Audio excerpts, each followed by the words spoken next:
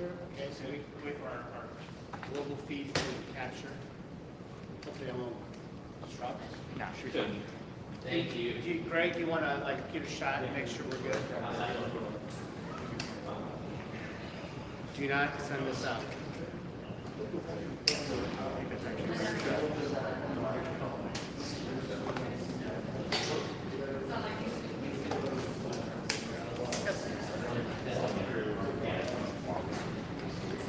How you guys doing? Is that okay? We're good? We're good, sir. Thank you. Okay. Just destroy the ones in the middle. So.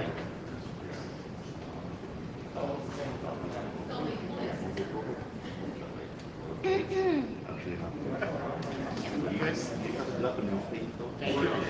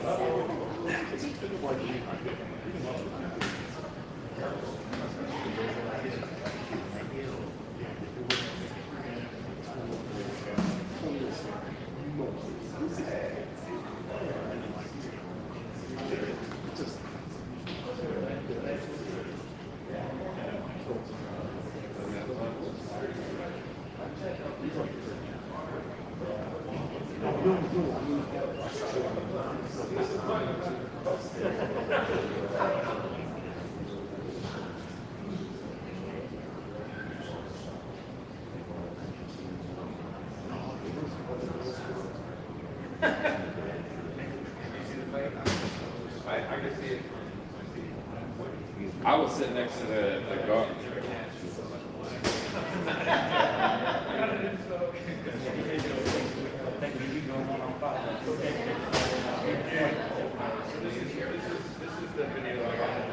Yeah, we're going to put it right there. But like the rest, when you punch it from all, the guy goes down, but they got by the road, yeah. Testing, testing. How we sound? How we sound? Testing. How did we sound?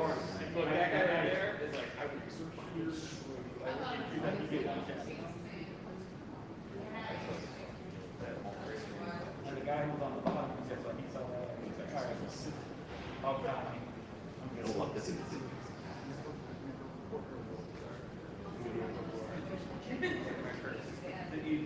Did you whisper it at the end, or did it happen? Listen, all I know is I don't know if I can hang with Nick no more. He went to the fight. I graduated from going to his fight. Dude, that's exactly what you don't want to go against.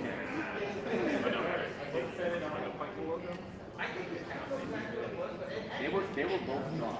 And started with the bigger guy being the peacemaker and trying to help the security guard get him up a little bit. I don't even know if I would even say that because like I was telling him, I was like, he was in his face, like we need to go and all It was that a stuff. tough luck. Yeah. And then he just like, we gotta go, you can get out of here. Yeah. And That was security like, was like, nah, man, nah. yeah. Because security let him get up to him, like get up in his grill, let's go.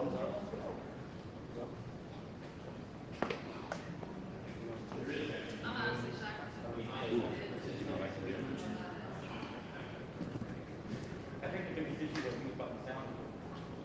That's any other phone. You can figure out. We start to lay out and all of a sudden, all thing goes on.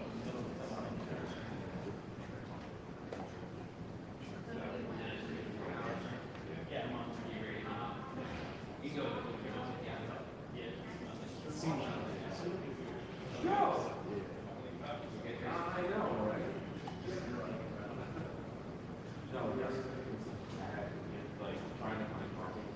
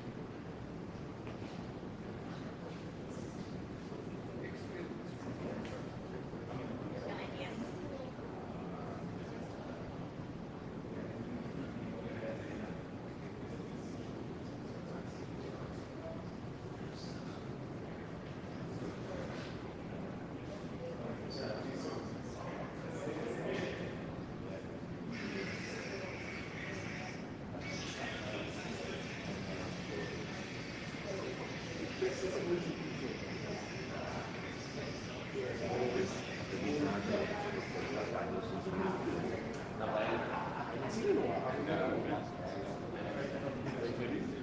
Man, I'm tired. This is the fight, bro. That shit was wild. Is it your video? Yeah. What's that? They're probably trolls. Definitely.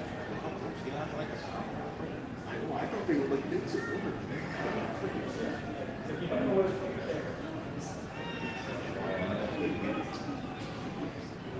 And then that guy was flipping the script. People got him on the Yeah. Oh, no. It's kind of weird.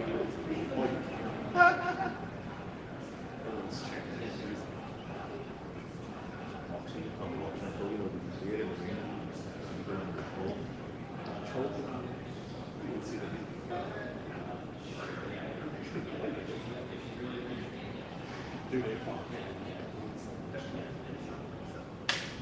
Good job on him. He held up. He definitely, He's smart, man. He held up. he definitely showing his life tonight.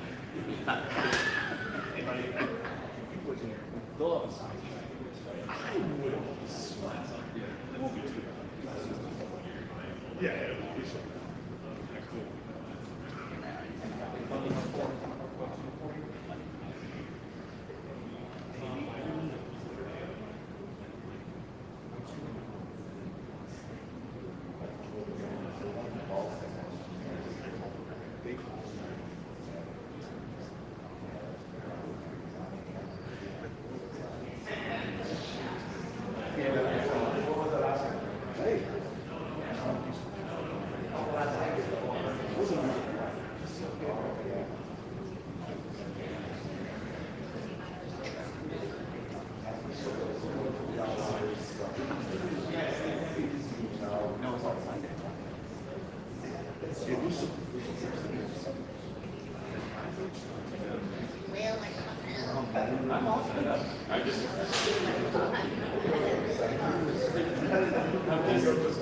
I texted him. He has, you know, to get into the stream yard. I have to do it through him because I'm not logging. Oh, the code, yeah.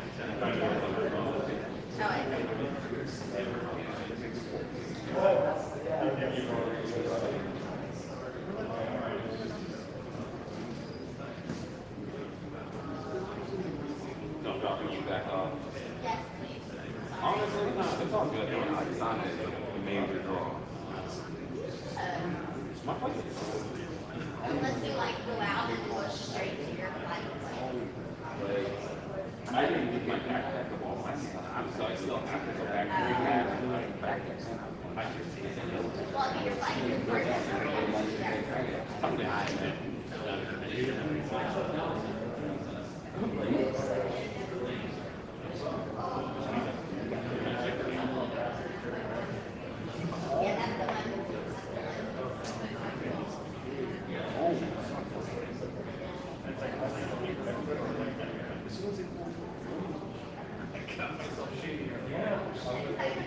Yeah, that's the one.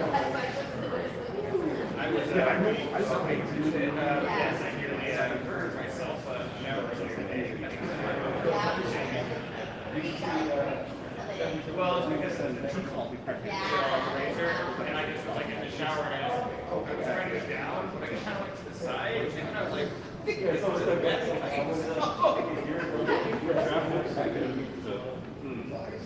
I'd be willing to take a 7 a.m. Get extra sleep. It doesn't just mean how much if I'm talking right here, is it picking it up all right? Good? Solid? What?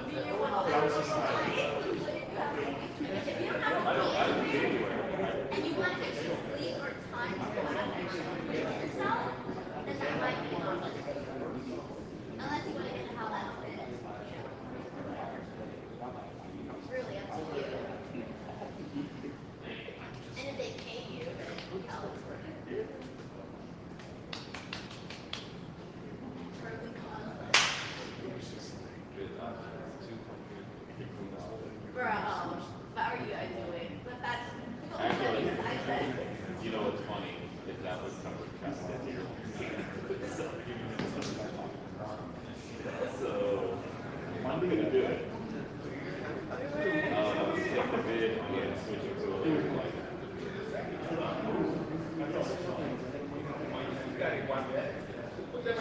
What's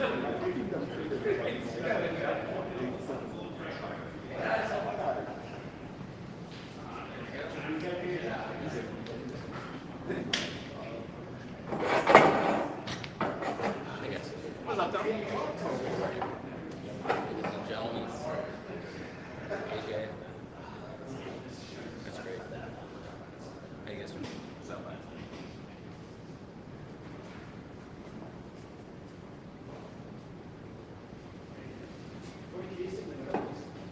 You want me in the middle? Sure. All right, guys. I just went to the closest seat.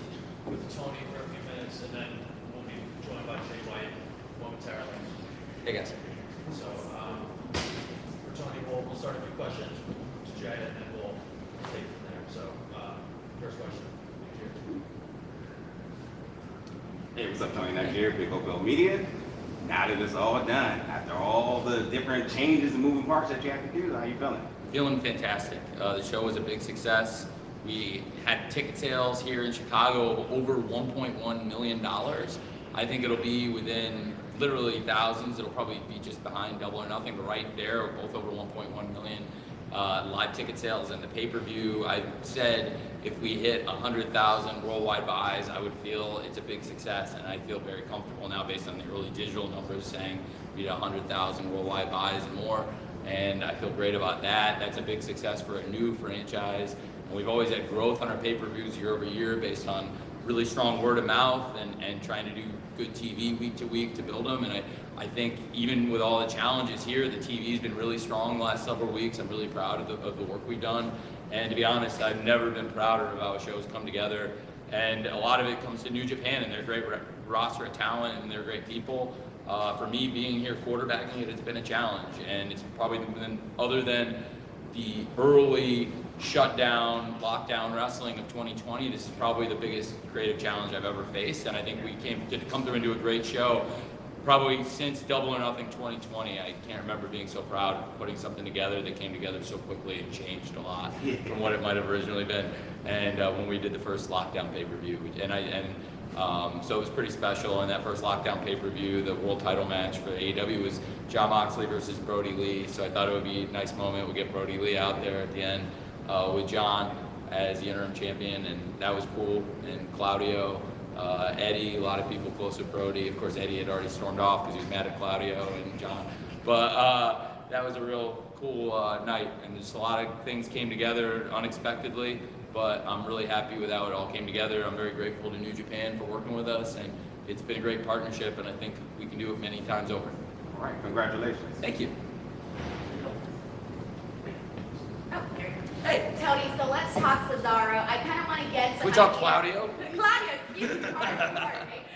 So let's talk Claudio Castagnoli in terms of bringing him into AEW, what the process was like for that, and kind of how you feel adding him to the roster. Well, I'll be honest. It's a really good question. I'm glad you asked. Thank you, Keith. So I asked him about coming in actually before I knew for sure that Brian was out, but I had a pretty good idea that Punk would be out, and I could tell there were going to be a lot of changes. And we already had a lot of injured people. I had no idea we'd have even more on the run up to the show, but I just felt like it was actually the day after the forum, so it would have been June 2nd. I called, and I had interest. There was definitely mutual interest, but at that point I felt like there was a good chance. I wasn't sure if it would be here or at another thing that actually I'd be interested to talk to you about in a minute, but I wasn't sure if he would be coming in here or Death Before Dishonor, July 23rd on pay-per-view in Lowell, Massachusetts, Ring of Honor's return event on Bleacher Report, our first Ring of Honor event on Bleacher Report. And I'm very excited about that, and thank you to Bleacher Report and Warner Media for working with us to bring Ring of Honor back to pay-per-view after a very successful return at Supercard of Honor. So I figured there was a chance that if Brian made it back, that there was a good chance that probably he would have started at he would have started Death Before Dishonor, and it would have been a great moment there. But I think for the crowd here, this was something very special, and as long as Brian's okay, that's the most important thing, and I think he will be fine. And it was great to have a great moment here at Forbidden Door. So things worked out perfectly, so I was very fortunate. I talked to Brian on the phone last weekend, and he told me he didn't think he just wasn't feeling 100%. And as soon as he said that, I said, like, we're 8 days from the pay-per-view, but if you're not feeling 100% today, don't even think about wrestling at the pay-per-view. Don't even think about wrestling at Blood and Guts, because he had been feeling really well. I talked to him in St. Louis on the phone, and he was doing great. And he was so optimistic, and he was like that fired up Ryan Danielson we all know, right? He wanted to go. He was like, I feel great. And he hadn't done anything since Double or Nothing, and he really was optimistic. And then I didn't even want to take another chance as soon as he said that. So he mentioned Claudio, and I said it's funny because I have Claudio under contract. And I hadn't told anybody. You're the first person I mentioned it to. So, but I think that's going to work out real nice for all of us. And you're going to be okay, and he's going to do great. And so it worked out. Thank you. So we had the AEW interim championship match coming on last week. We also had the IWGP championship that had the card. So was there ever a question of what the main event would be? What was it like working that out with Japan? And how did you find it in general negotiating finishes and who would go over where put together this card? It's a really good question. I as many times now, but now that it's done, I've equated it to like a submarine movie where there's 2 missile keys. I think being on site, I think I've been like the captain, but I think I've had people working beside me that have had the same key, and they can veto power over stuff. So we put a lot of things in place here and quarterbacked it from here in America. But Ghetto had really valuable input. It's very gratifying to meet him in person because through the pandemic, we built this partnership through our mutual friend, Rocky Romero. Many great wrestlers have come in from New Japan Pro Wrestling, and why don't we pick up from there, and I will introduce you to the IWGP, but when I'll pick up with you and we'll talk at length. Ladies and gentlemen, still the IWGP World Heavyweight Champion, Jay White. Tony, doesn't that sound right? Still the IWGP World Heavyweight Champion. Sounds pretty good. Jay White, is somebody going to come in and put this up here for me? Yes. Hey, would one of you guys please assist the champ? Oh, jeez. Look, that's good. Thanks, sir. No, he wants you to put it on the stand. Look, I clearly want it. Put it in this fucking thing.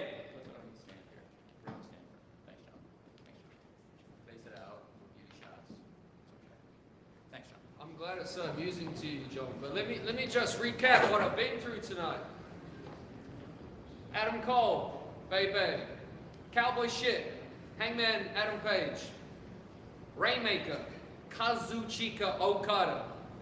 I just beat those 3 men. 3 men that I know a lot of you and everybody watching, and I know even this man consider 3 of the best in the world.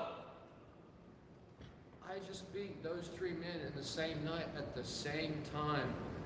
I can't even get a little hand to put my IWGP World Heavyweight Championship in its fucking holder. My left arm's dead. I just went through a war and I still came out the champion. All I want is just somebody to be able to do it. I'm sorry about that. I appreciate that. It's not personal, but on that note of me beating those 3 at the same time, and I said this before and I'm going to keep saying this, from now on, when you talk about the greats, you make sure that you say my name first. There we go. Okay, please, I know there's questions. If you have questions.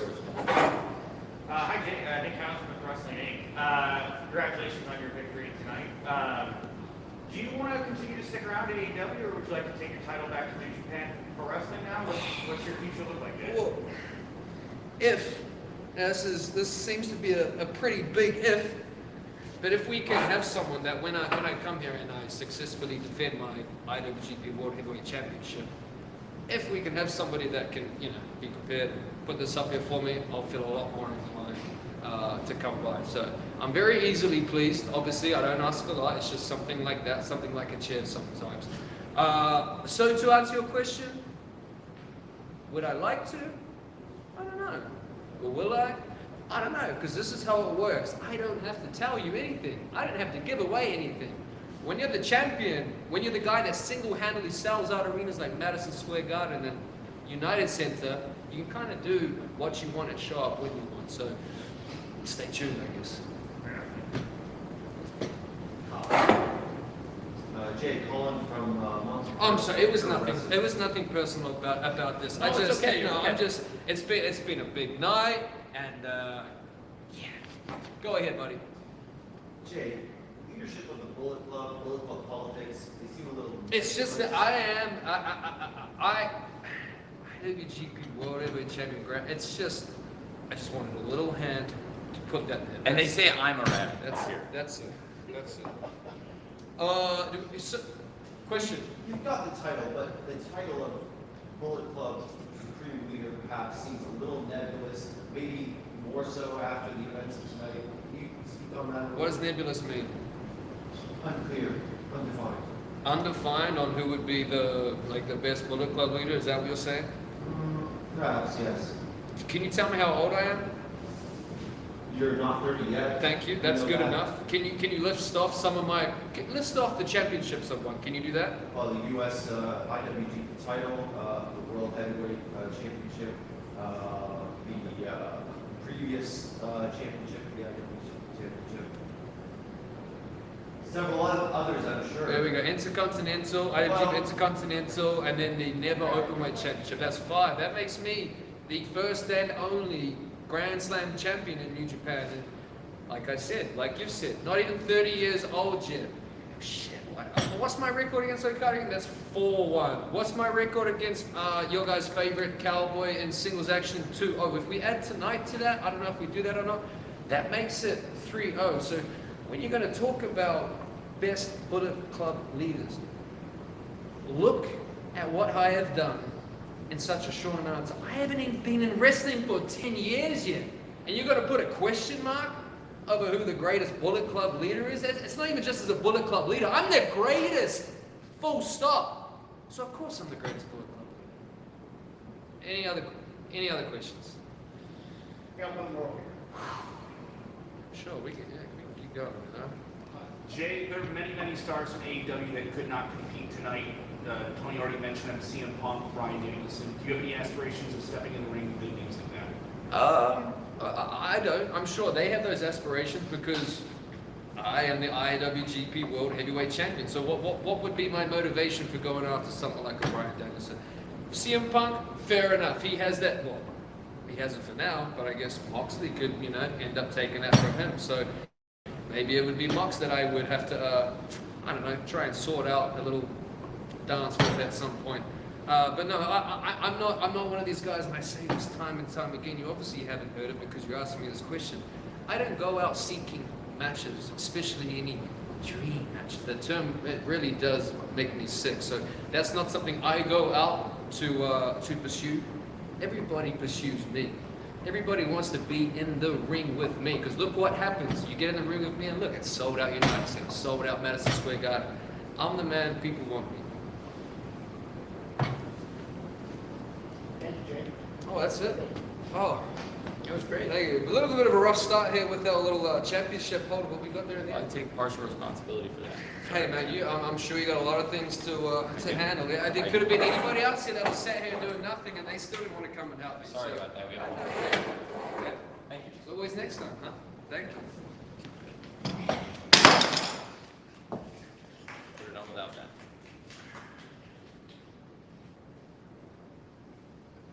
Got John Moxley coming in. Great. I want to keep those two crossing paths. Careful on the way out. He was pretty spicy. Okay. Hey, let me jump back in, AJ, and then I'll get you before Mox comes in, if I can, or I'll definitely get to you, okay, AJ? Hey, so back to that. So it was really a cool experience getting into this together. There's probably nobody who could probably elaborate on it better than the person I've spent hundreds of hours on the phone with, who's standing at the back of the room, who also wrestled his ass off tonight and is a huge reason this came together, and that's Rocky Romero, who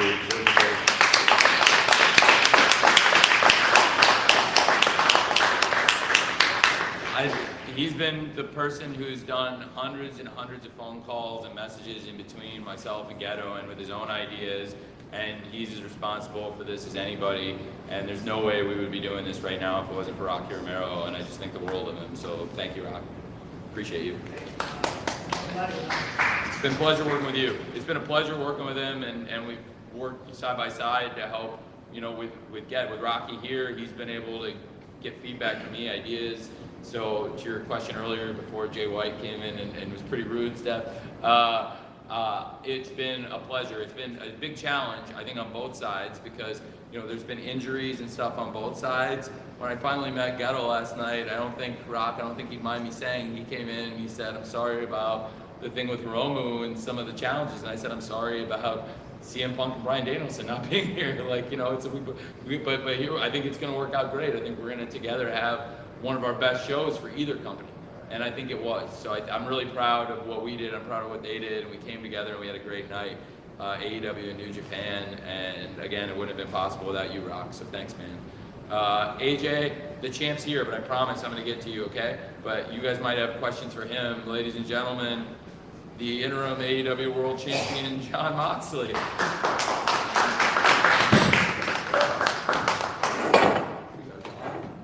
I handle that? You got it? Swallowed a lot of blood. I'm sorry about it. Trying to get sponsorship with Athletic Brewing, non-alcoholic beer, delicious. Give me some free shit. Got your pledge. Oh yeah, fucking Thanks, bro. Oh yeah. Athletic Brewing, beverage of champions. See how good that sounds? It's pretty good. I just mostly just free shit. It's all, you don't even have to pay me. Just give me what you want. It's good. Okay, thanks. All right, and with that. Will, first question. All right. First off, Will Washington, Fightful, congratulations, champ, or interim champ, depending on how you want to look at it. John, you once compared your previous win in Chicago at Wintrust Arena in Revolution 2020, when you first won the AEW World Championship, to Christmas morning. And here you are now, walking out of Chicago again, the AEW interim world champion. How does this win compare to your previous win in Chicago? Life is crazy, man. Every time you think just in general, you think like the worst thing in the world happened, and then it turns out to be like, years later you look back on it and say, oh, it's a blessing in disguise. Or the best thing in the world happens, or you think this is a big deal, like you're in some relationship, you think you're gonna be together forever. It turns out like that was fucking 5 girlfriends before you actually met the one you're gonna be together with, or something like that. Meaning like, I thought it was a pretty cool deal. Last time I won a championship against Chris Jericho, actually in Chicago too.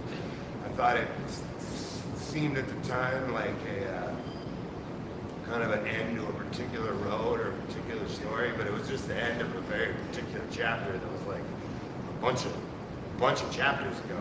And this feels like the end of a particular journey that I didn't even realize I was on. I thought there was so it's just another end of another chapter. But it feels like this feels pretty good, man. Like because the other, time it was like, oh, okay, I'm pretty hot and fans are pretty with me, and we're going with this, and we're gonna win the belt. That's pretty cool, that always feels nice. This feels like this feels like I fucking scratched and clawed and fucking fought, and not just in the wrestling ring, but in a lot of other areas of life. And this truly does feel like 3 years of fucking work in the ring, outside of the ring, in a bunch of different ways, in a bunch of different areas that all seem like it somehow all led up to this that we didn't even see coming. Fucking 3 weeks ago or some shit, I didn't even know if I was on the fucking card, down in the main event. Well, probably. You're on the card. Yeah, motherfucker wasn't gonna put me on a card. I am the fucking forbidden door and shit. Motherfucker wasn't gonna put me on You a were card. definitely on the card. Well, I was on the card. No, but like, that's another thing. Like, as soon as it was like, okay, you're the main event against Tanahashi, I was like, of course I am. course, because it was supposed to be like the whole time. That was my mess. This is my shit, you know. And I love fucking AEW. I love New Japan. You know, I love professional wrestling, but I love both. And you know, I'm so happy just to, even if I wasn't on that show tonight, it would have been cool to just sit back and go and be like, that's really cool that, you know, they were able to have a show together, you know, because it wasn't quite that, there wasn't as much communication as Tony would tell you like a few years ago. But I thought that was stupid, and I'm like, these people are cool, and these people are cool. Let's all just like, can't we just, you know, have some communication? So like if next year, you know, I don't even need to be on, if we do Forbidden Door next year, I don't even need to be on a show. I'll never like top this. This is like, just that it happened and being a main event, it's just, that in itself is crazy that we're able to pull this together. Man, and credit to Tony, I'm not saying that because he's sitting here. Like, I mean, it's really easy to fantasy book, you know, like you're reading a PWI in 1998 and it's WWF versus WCW and go, okay, so we're going to have Goldberg versus Austin, Rock versus Sting. And like, that's really easy to do, but to actually pull off a show like that, two companies, and put a card together and make it all work, timing and booking and travel and injury wise, like, you know, we got hit by some injuries, you know, like Ishii and stuff. To make all that to actually pull that off in reality and pull off a show like was pulled off tonight, it's a huge credit to both sides. It's, you know, just credit all around for, my job is easy, you know, everybody else just pulled off an incredible show tonight. And just say, you know, I said it out there to the fans, like, just like you, man, I'm so, like, so fortunate to, like, be here and witness, like, this crazy, like, momentous occasion, you know, with all these, I mean, in this building, you know, you see Michael Jordan play basketball, I'm sure, is that right? Yeah, that's right. I'm sure there are fans watching Michael Jordan play basketball going, like, we are seeing something really special, you know? And, like, we're going to be able to say, like, we saw Jordan live in person in his prime. And how many fans got to see Tanahashi live in person today, you know, and Okada and Suzuki, and, you know, not even to mention all the great AEW talents, you know? So, this is cool, man. It's great. So, so to answer your question, everything's pretty fucking cool. Got time for a couple more for Jen. Hi, John. It's Steve Milhausen from the Zone, and fantastic match tonight. And what's going on, Tony? How are you? Did the match? This is a match you've thought about for a long time. Did it live up to your own expectations? Oh man, it's just a freaking pleasure to share the ring with, you know, just one of the absolute greatest in Tanahashi. I mean, like, sounds real, like a generic answer, but just like what a pleasure. Just like, it's hard to really put into words to it. Like my partner, Brian Danielson, put this much better than me. It's like, you know, the feeling that, you know, I think we're wired similarly, and that, like, the feeling is always chasing. It's like that feeling of being in the ring, and like when you're doing what you feel like you were put on earth to do, like the absolute pleasure of just being dialed in and doing like what you were here to do.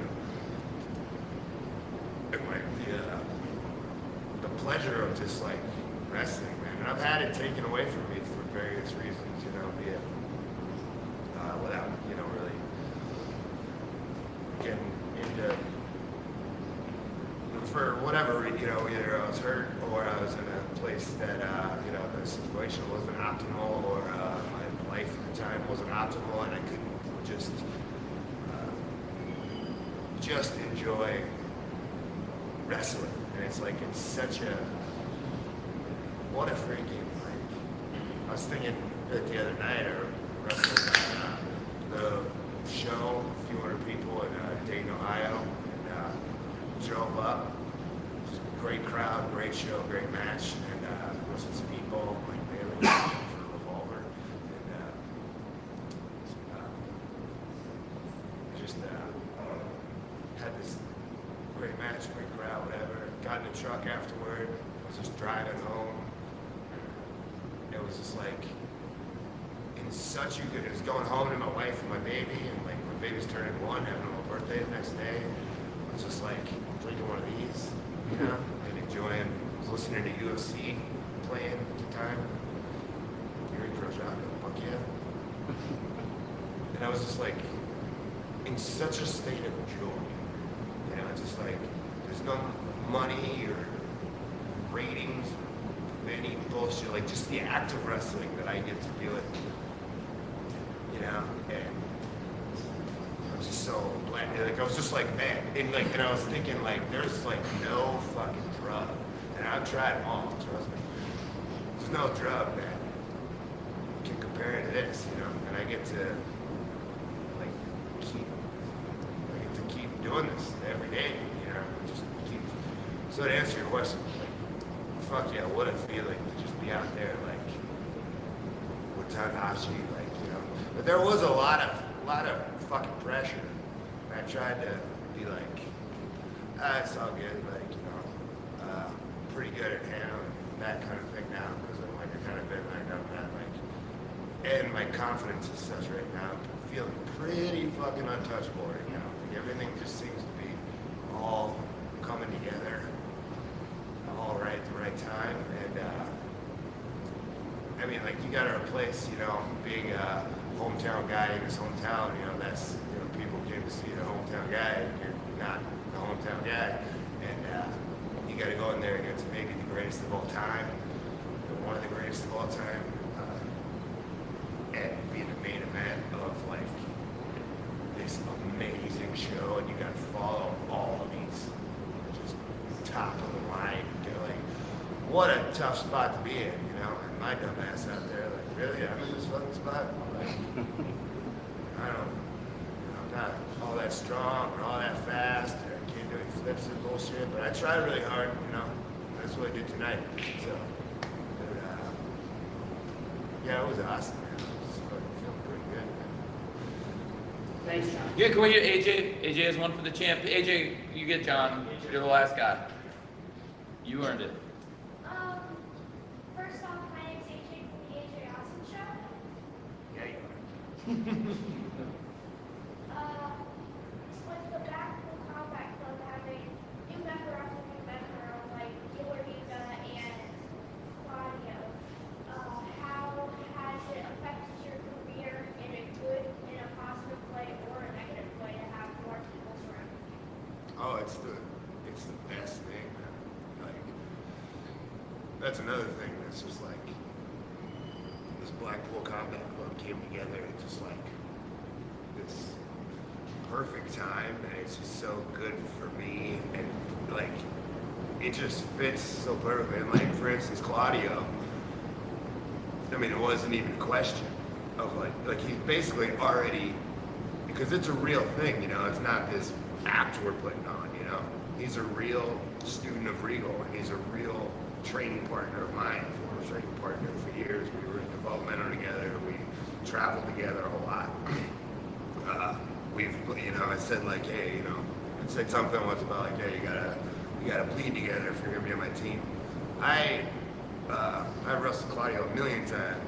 I have busted him open on multiple occasions. You can go back and watch that shit on Peacock. I knocked his fucking teeth right down his throat. He wore adult braces for 2 years. You know, so we've been there, and we've been down the road together, you know.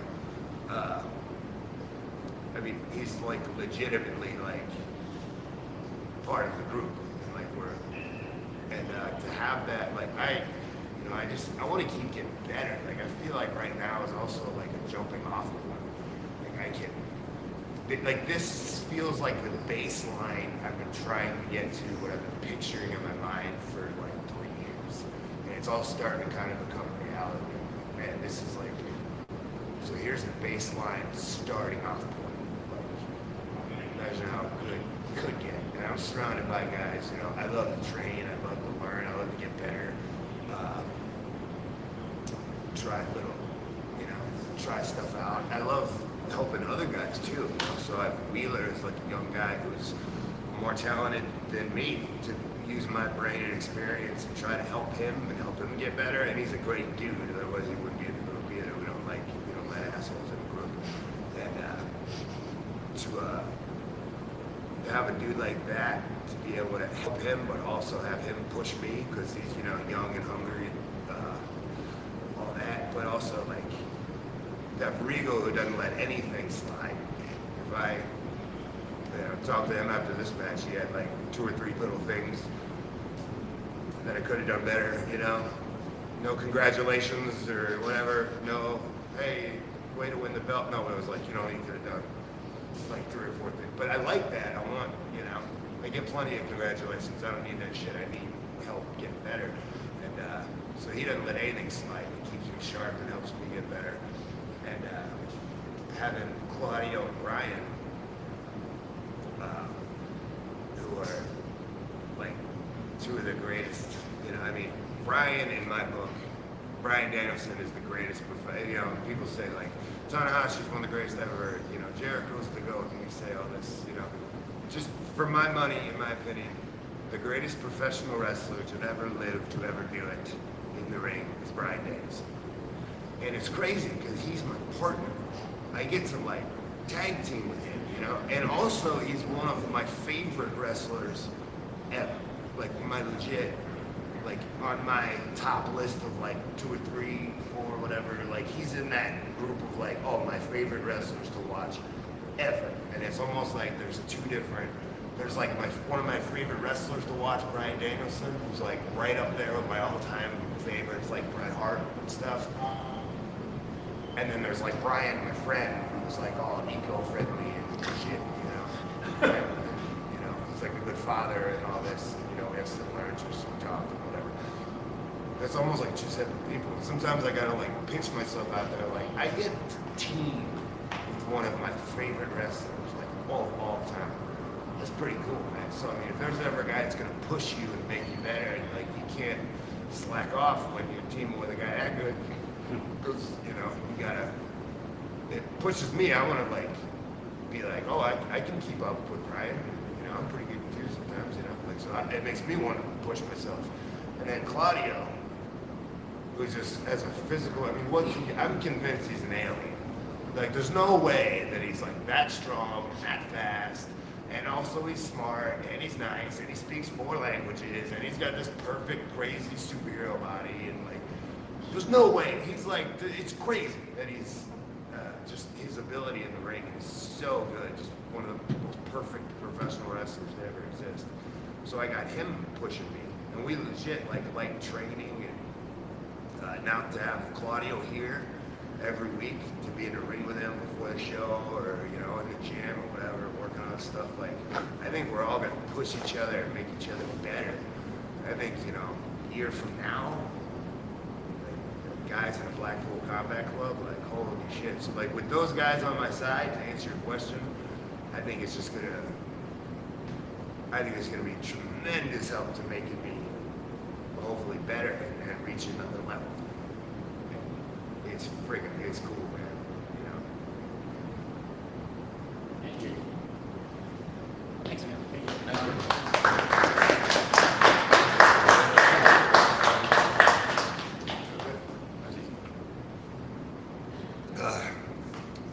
How do we get, I would like to see, because it's his last year, check it out, do some fancy looking.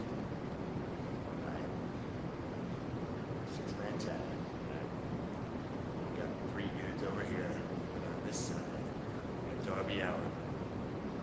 We got Sting. We got the Great Muta.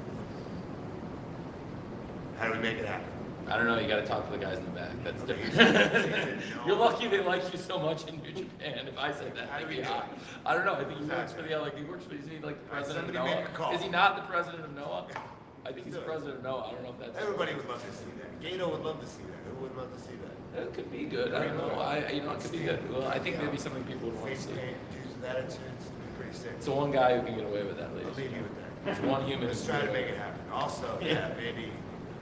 Also, Eddie Kingston would like to fight Jun Akiyama. I would like to do that. Where do we do that? that? I can do that. I'll do that in America. Akiyama. Hey. Eddie Kingston's looking for you, my friend.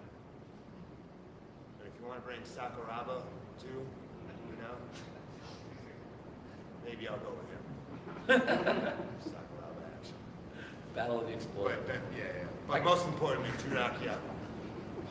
Eddie's looking for you. Thanks. All right.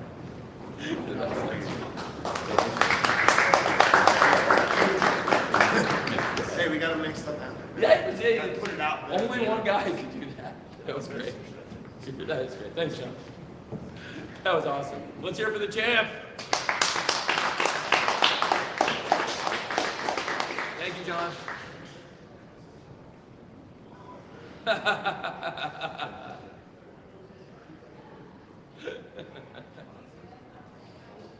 Hey! Oh, my good friend. Thank you very much. Thank you. Thank you.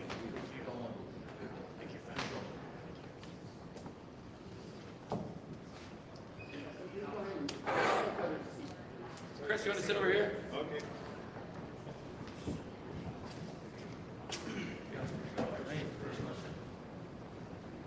Okada Rich Fan Pro Wrestling Torch, just want to say welcome.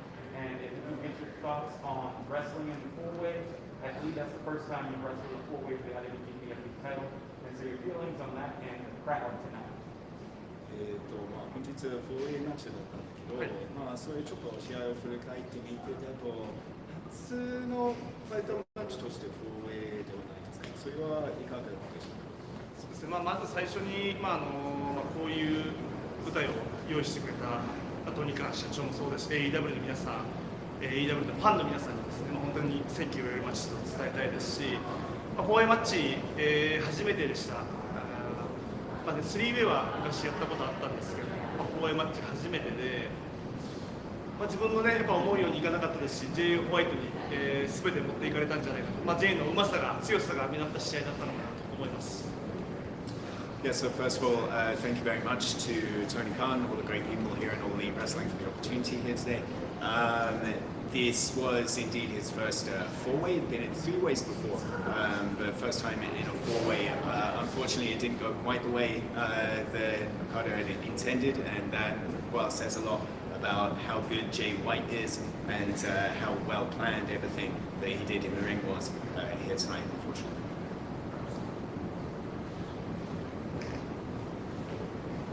Hi, my name is Nick Hausman of WrestlingInc.com. Thank you so much for coming over and putting on such a great match tonight. I just want to know, how different is it for you performing in this kind of environment? Does the reaction to the crowd throw you at all? I mean, do you find it to be dramatically different than when you perform over in Japan? そうそう。まず聞いてくれてありがとうございます。素晴らしい試合でございます。で、あとやっぱり声援あるで大きい会場ですし、なんかそういうちょっと驚きましたか？それともちょっとなりにくかった？でもやっぱり驚きましたし、すごい嬉しかったです。やっぱりあんだけのお客さんの中で、歓声もありましたし、これが日本のプロレスの目指していくとこだと思いますし、いろいろ日本はまだ制限が続いてますけれども、そこに向かってしっかりと、日本は日本のやり方があると思いますので、また声が出せるように、あんだけのお客さんが集まってもらえるように、僕たちしっかりと戦っていくだけかなと思います。Yeah, so obviously very, very happy to have to perform in front of a hot crowd, and it's more of pleasant, it's a happy feeling rather than a surprise. Really, America is sort of setting the model for how we'd like to be performing in front of our crowds in Japan as well. Obviously, Japan will do it their own way, and it's a softly approach, and we'll get there. But hopefully, people will see this here tonight and sort of take those little steps and a little step forward to being the way that we want to wrestle in front. Thank you. Thank you. Hi, Nigeria Chambers, Big O Belt Media. Now, there's no doubt you're one of the biggest global stars in all of professional wrestling, but I am very curious to know, what was your reaction when Tony Khan made the call and wanted you to come over here for AEW, not only for here, but for Dynamite as well?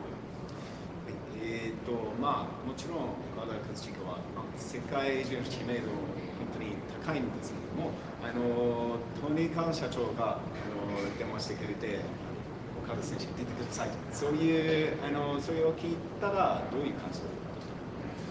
まあそうですね、やっぱり、まあ、今日 AEW と戦って、まあ、こんだけの傷がつくぐらいの強い選手でしたし、まだ戦ってない選手もいるので、やっぱりそういう選手ともまた戦いたいと思いますし、でも僕やっぱ子供の頃にドアを開けたらやっぱ閉めなさいっていう母親に言われてるので、それをやっぱしっかりと母親の言いつけを守ろうかなと思ってますね。Okay, so yeah, obviously you can see the physical evidence on Okada's face of how tough like, some of the AEW wrestlers are, and there's plenty of other AEW wrestlers that Okada would like to compete against. But his mom would always say, if you leave the door open, if you live in a barn, you have to shut it, and Okada has to be the one to do that at some point. We have time for a few more.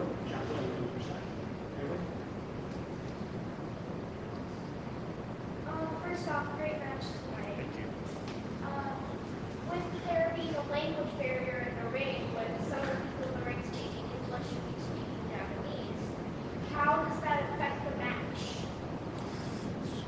まあ、ラングエージバリアというか、まあ、レフェリーなどは英語だったし、それはちょっとやりにくいですか、なんか日本人として。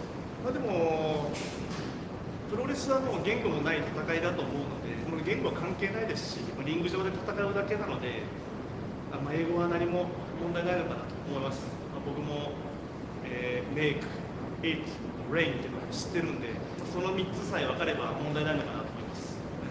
Yeah, professional wrestling is really a universal language, and once you get there, it's all about the physicality of what happens in the ring. So really, there isn't any particular need to speak any specific language. As long as Okada knows how to say "make it rain," then that's all that matters. Last question. Steven Milhausen here from the Zone, and Kazuchika, great match tonight.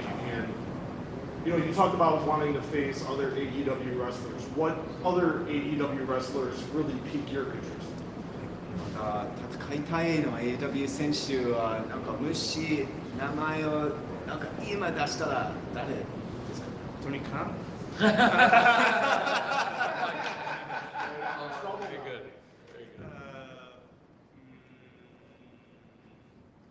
まあ僕が出すよりもやっぱりこうファンの皆さんにいろいろ想像してもらった方がやっぱこのプロレスっていうのは楽しくなると思うんで、あえて僕は口に出さずに皆さんがまあなんとなく岡田はこの人と戦いたいんじゃないかなと思ってほしいですね。そっちの方がなんか楽しいと思います。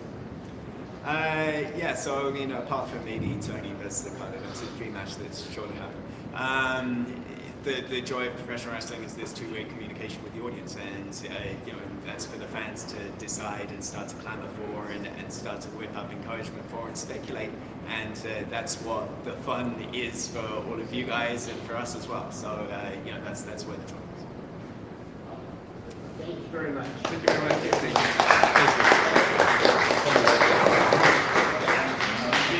Oh, 18 times. I just got 18. That was the 18th time you told me now, the Manchester City. Yes, Manchester City.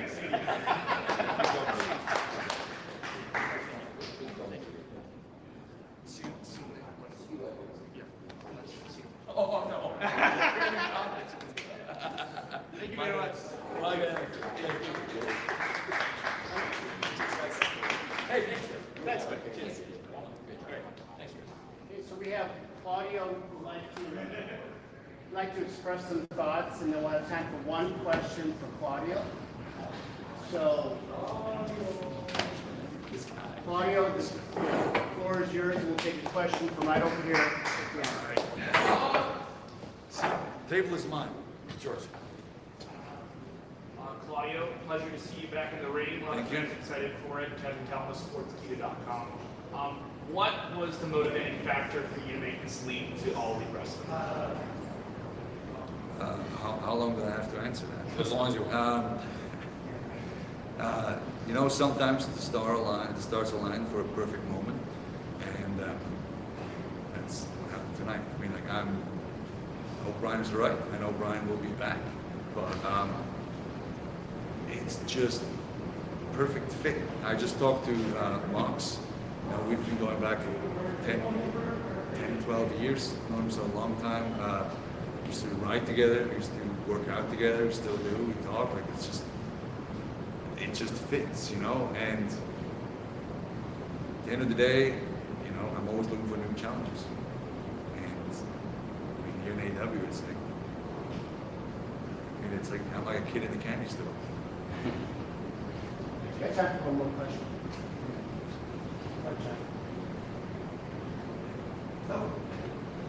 Awesome. Welcome to AEW, Claudio. Thank you. Now that you're here, not looking backwards, looking forwards, like you said, you're a kid in the candy shop right now. There are a lot of people in AEW that the fans would like to see you mix it up with. Now, you don't have to give us one name, but is there a short list of people that you in particular are excited to get to share the ring with? I mean, I was so excited to share the ring tonight with Zack Sabre Jr. You know, I mean, I wrestled him the last time in 2009. There's so many guys that I just known for years. That like, just, you know, like Orange Cassidy, for example, is one of them. You know, we're not talking about the one that yells and screams all the time like a little kid. You know, it's just, to me, what is most important is the fans are excited. Right? Who do you want to see me wrestle next? That to me was always the important thing. Is like, who's my dream opponent? Like, I don't care. Who do you guys want to see me wrestle? Right? And here in AEW, all that stuff can happen.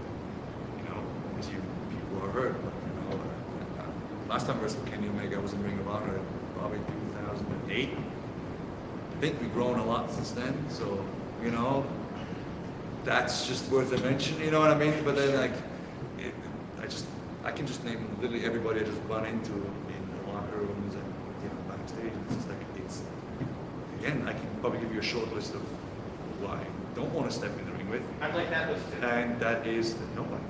So, like, you know what I mean? So to me, it's like I said, I'm a kid in a candy store, and you know when you go shopping and they tell you, no, pick whatever, and you're just there and you're like, I don't know what to pick. That's me.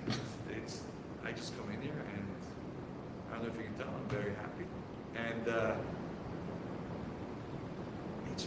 it fits. This is my first night, and I told this to a bunch of people, this is my first night here. I feel like I've been here for years. It's just like, it just fits. It's awesome. How about one more question? I would point out to everybody that we are, I think, about 69 hours from Blood and Guts, roughly. We are approaching thank you. Yeah, you have a quick turnaround, and you know, there's not a lot of time. So if anybody does have a question pertaining to Wednesday night, also you have a pretty big match coming up here for your Dynamite debut, which I'm very excited about. So here's the other thing, right? You always look for a challenge. I mean, Zack Sabre Jr. on Sunday, then Blood and Guts on Wednesday. That's a challenge. That's awesome. And to me, the Blood and Guts, that's like the staple, right? And like to be thrown right in there with, you know, my friends, you know, with Mox, Yuda. It's just, it's amazing. And to me, that's what gets you up in the morning, right? That's what makes you work out every day. That's what makes me tick. So I can't wait. It's awesome, and what I love is that show is free TV. Yeah. I can't, you know what I mean? It's kind of like, wait, you get that free TV? It's awesome. So it's like, to me, that's, again, kid in the candy store. It's great. We're excited to have you on Wednesday night on TBS, and you've saved one of our biggest events we've ever had tonight, and now you're going to save us again on Wednesday, and I think we're all excited to see you on Dynamite. It means a lot. If you have a problem, if you don't know who else to call, what is the A-Team slogan, right? Call the Swissman. So. That's very good. Yeah, is there anything else, Jim? Okay, well, I really appreciate you coming in and not just doing the press conference, but also being here tonight. It means a lot. No, thanks. Glad to be here, and I'm super excited for Wednesday, Blood and Guts, and I'm super excited for the Wednesday after that, and then the Wednesday after that, and the Wednesday after that, and hell yeah. Claudio is all elite.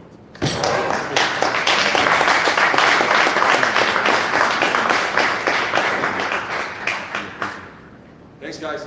Thanks, you. Thanks, bud. The hot tag. Congratulations. Let's go. I guess this is for this, right? That is what that's for. Thank you. See, it's not that, it's very, unlike other champions who had trouble working that. It's not that hard. Okay, we got a question right here. Yeah. Dominic JD from Office Rep. Nice to see you. Tony, thank you. Two incredible matches back to back. One with Deep, one with Tony Storm tonight. I know everybody's saying, with all the rumors circulating, who's coming here, when they're coming here. I'm not here for that.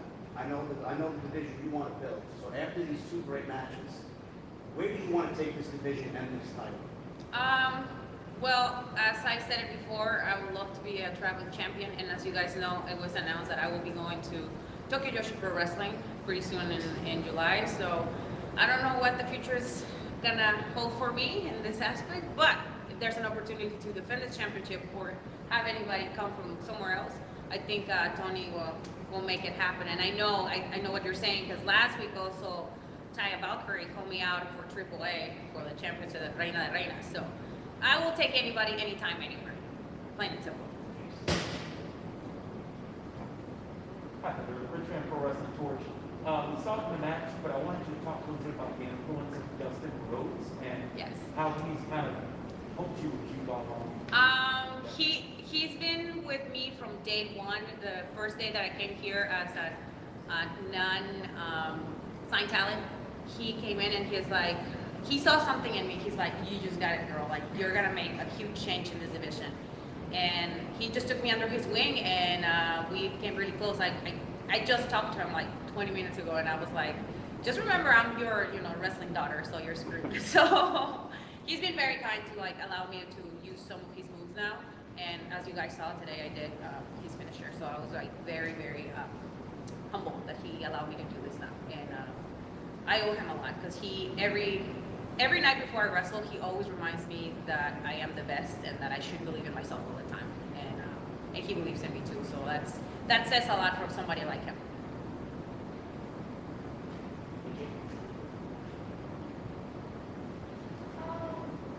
First off, great match tonight. Thank you.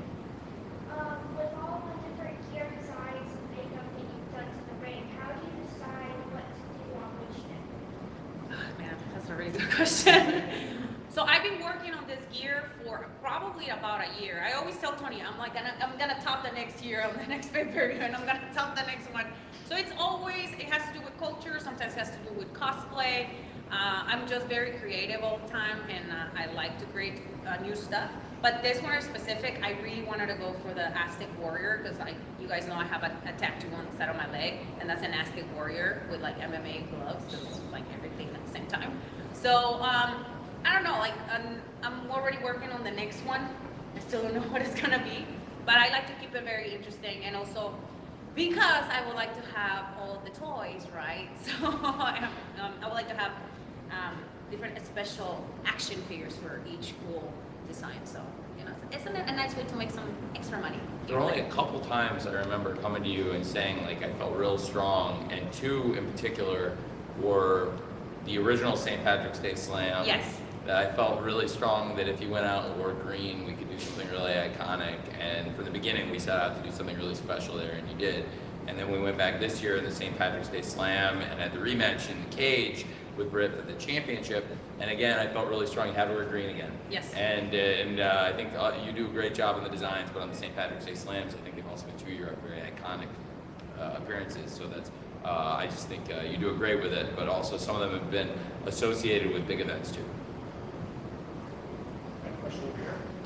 Thunder Rosa, there's another champion in AEW, very outspoken, Jade Cargill, the TBS Women's Champion. She's been saying a lot of things in all different directions in AEW. Some say that she doesn't have the place to say those things. You have a championship. How do you feel about that? Well, I let her do her thing. She likes to run her mouth. I let her run her mouth. We were raised and brought up in different styles and in different places. She was blessed that she was right there at the right place at the right time, kind of like me, but with less time, because I had to do a lot of stuff in the indies. So if she feels inclined to say what she needs to say, that's fine. Everybody has their own opinion. I respect her. Again, I've said it multiple times. Every time she has stepped in the ring, she has brought something new. She's always working, and if she feels very inclined to go after people, she's gonna do whatever she wants, right? As long as she doesn't get personal with me, I don't have a problem with her. But as soon as she starts getting personal, then we have a problem.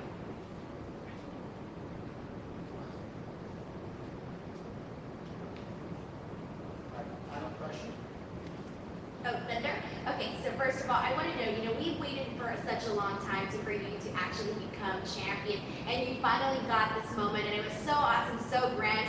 And so I want to ask you, now that you've been champion for quite some time, what would you say is that thing that you have learned about yourself now that you're champion and that you've held the belt? Wow, it's actually, I saw it on Twitter, it's 100 days, so it just went by fast. Like, I just remember St. Patrick's Day, it was a very special moment. I think it's an uphill battle with yourself. As a champion, you're not only representing the division, but you're also representing the company, right? So it's been quite a journey, and I think I want to thank Tony and Mega for literally holding my hand at some points, because it's been rough, and they always have a lot of support. And when I have boys need or something, they've always been there for me. And when you have support like that, it really means a lot, because moving the curtain a little bit, we all suffer from different things, family issues, or just like we face a lot of struggles that people don't know. But when you have people like that care for you, not only they help you become a better champion, but they also help you become a better person. And honestly, I can tell you in the last month, they've been such a support for me.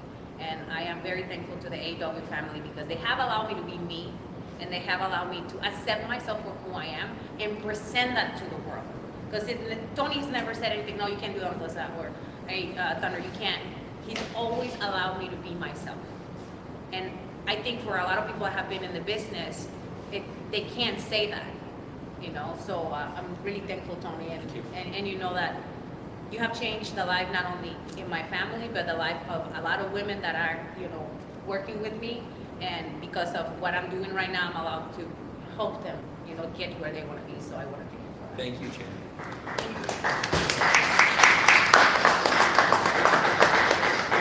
Well, thank you. Thanks, bro. Appreciate it. Thank you, Tony. Great. Thank you, guys.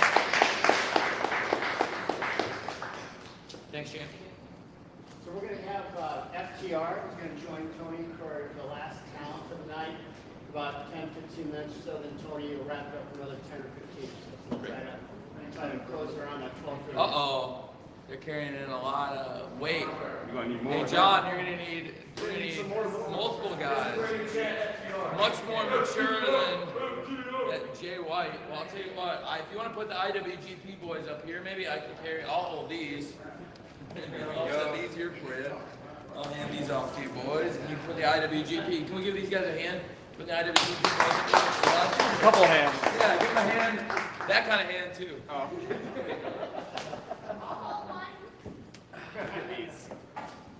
It's not easy having all those goals, guys. So let's fucking go. Oh, thank you. Got all these, huh? Yeah. Get all your stuff. Hey, Paul McNeil, for wrestler. Congratulations, first of all. So you're holding the IWGP belts. Are you going to defend them, and are you willing to defend them overseas? No, we're not going to defend it. We're going to lose our smile. Yeah, the whole dream for us was to come to do AEW, to do New Japan, to be AEW champions, to be IWGP heavyweight tag team champions. And the pandemic kind of, slowed that down for a while. And now things are opening back up. We're getting back out here. Travel is becoming way more easy and accessible for everybody. And yeah, we'll go kick some ass in New Japan. I think ultimately, the reason we came here is because we fucking love wrestling. I mean, I've said it a million times before, but what I perceive to be God and my wife and daughter and professional wrestling, that's all I've got in my life. And so for me to be able to write down beside my best friend, for me to be able to write our names beside the greatest tag teams of all time in American history, like the Orange and Tullys and the Midnight Expresses and the Hart Foundation and the Bulldogs. Now we get to go to Japan and write our names beside the guys like Bigelow and Vader and Hase and Muda and the Steiner brothers, and to be able to do that around the globe, that's pretty cool. And that's what we want to do in life and in wrestling too. Hey guys, Rich Fan Pro Wrestling Torch. My question is, you both have spoken publicly about the struggles it took to get to this point, and you seem to be missing one set of tag titles. So first, how does it feel to be where you are now on your journey? And second, when are you going to start to make that approach to the AEW tag? So as we walk up here, you see we're not the prototypical professional wrestlers. We're barely scratching the surface at 5'10", you know. We don't have the greatest bodies in the world. I have a completely authentic Southern accent, and so we're fighting every single obstacle in, you know, in the realm of what we perceive to be mainstream professional wrestling. And so for us to be able to overcome every single obstacle and be able to be in this position where we're at right now in AEW, to hold these 3 championships, and, you know, to possibly be able to fight for the AEW World Tag Team Championships, there's nothing better than that. So we're proud, you know, very proud of where we come from. And I think sometimes fans, some of the fans, not all, not even most of them, but some of the fans can say, oh, you should just sit back and collect your checks and stop complaining. But if I stop complaining, man, I can't go home to my 8-year-old daughter and say, you can be whatever you want. I can't go home to my 8-year-old daughter and say, you can be the first woman president. You know what I mean? Because if I sit back and just collect a check, then I'm lying to her. Because I'm working hard for her, so she knows that when Daddy leaves every single week, he's going to work so he can take care of Mama and her. You know what I mean? And I've overcome those obstacles to show her that if I can make it here, with fucking hell, man, she can do whatever she wants. Because she's way smarter than me, she's way nicer than me, she's way prettier than me, she's so much of a better person than I am. And now I'm able to do this with my best friend and the fucking, listen, I've worked and I'm not even kidding, this is a complete shoot. I have worked on a septic tank truck where I have human shit every single day.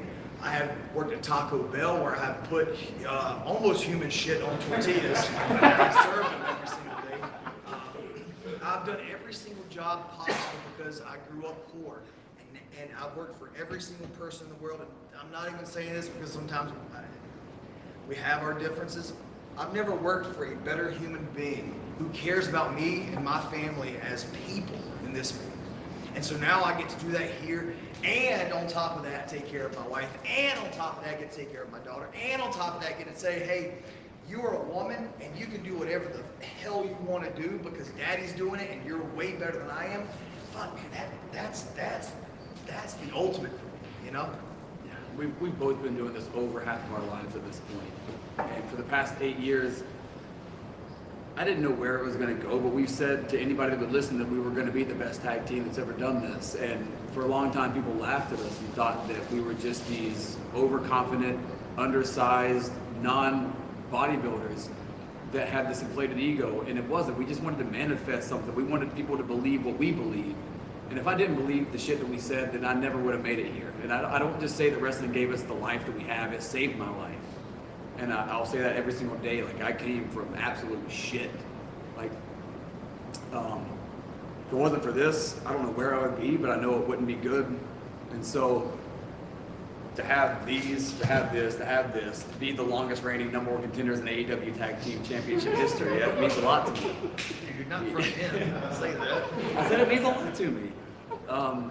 But yeah, we've already been AEW Tag Team Champions once, and we just got a little small taste of that, and I don't like not having what I perceive to be an FTR run.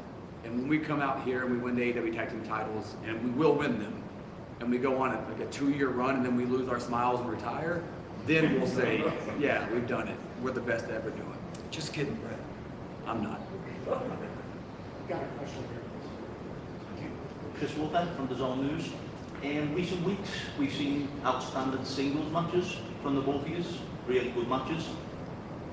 Is that a brief look into both your guys' futures, away from all your tag team achievements? Is it something you'd both like to do?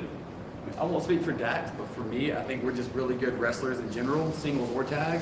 And it's, we're unbiased, great professional wrestlers. Dax has always been one of these guys that has slept, and breathed professional wrestling to a point that it can be unhealthy at times. But like I said, we work for a guy who lets us be human, lets us be assholes, lets us have our bad days. But at the end of those days, we get to come out here, and whether it's singles, whether it's tag, we get to put on the best version of what we do. And I think that just elevates us completely in everybody's eyes. And then I don't want to be a tag team guy or a singles guy. I always want to be a tag team guy. But if we do singles matches, we're going to kill it. If we do tag team matches, we're going to kill it. If you do anything, we're going to kill it. So as a kid, a little kid, June 13th, maybe it was 23rd, 1993 is when I decided I wanted to be a professional wrestler. And I remember praying every single night that God would either allow me to be a WCW, ECW, or the other place, heavyweight champion. I remember walking to my friend's house, and there were these long stretch of bushes, and I would fake like I was tagging their hands, and I was hoping, I was like, I hope all these leaves become my fans. Okay, that's what I wanted. That's all I've ever wanted, was to be the best possible professional wrestler in the world. Right now, I want to be the best in the world. And when I retire, I want people to say he was the best ever. But if they don't, that's okay, because at least I tried. At least that's what I strived for. That's what I tried to make happen. As far as the singles matches, I'm just very fortunate that Tony has trusted me, trusted both of us into having that, into being able to deliver those matches. But we're on the back end of our career, and we've built a legacy, and we're continuing to build a legacy in tag team wrestling. So why would I start over now as a singles wrestler and build from that? If the opportunity comes up and he gets injured or something, then yeah, I gotta feed my family, so I'll do it. But ultimately, I just want to do good for professional wrestling, and I think doing good for professional wrestling right now is to continue to ride our legacy. Dave, how do you remember that date, June 13th, June 23rd? What's that date? It's King of the Ring 1993? King of the Ring. Oh, yeah. Okay, that's great. There was a guy that had three matches that night and won the inaugural King of the Ring. I can't remember his name right now. That's great. That's what it is. That's great. Will Washington, Fightful. Correct. Yes. So the last couple of weeks, this past Wednesday and tonight, you guys have received some of what I call the biggest pop you guys ever had. And a big factor in that is, of course, you guys being one of the best actors out there. But dude, start. Rewind. Don't say one. Come on. At least lie to us. We're right here in front of you. Okay. But another factor in that has been the change in theme music, which I think last fall a lot of people were a little bit skeptical of, but I would say today, across the board, people have called one of the best themes out there. I've been in crowds where I've seen people going nuts over it, dancing in the stands. How do you guys feel like the music has affected your guys' presentation? Yeah, the only person we got to thank for that is Tony. I mean, that was his call, and he called us in his office. He was so excited. He was like, "You guys have to listen to this," and we listened to it. And I can't lie to you. At first, I was like, "Oh my God, that's not what we're used to." We're used to being these badass guys who like come out and fight and stuff. But it sounds like I'm kissing his butt. I promise I'm not. This is the most that you've ever done it. To your face. But that's the thing, is like, what they don't understand, what no one understands is that, God dang, like, the word genius gets thrown around, but he really is freaking smart when it comes to wrestling. I mean, in life in general, he's smart. But like, the first part means more coming from you. That means a lot coming from you, especially considering who I pulled the music from. You probably wouldn't be the first to say. Well, no. But I grew up on it. This is good. But he really is, like, I can think of tackle, drop down, leapfrog, and lock up and stuff like that. But he can think broader than that.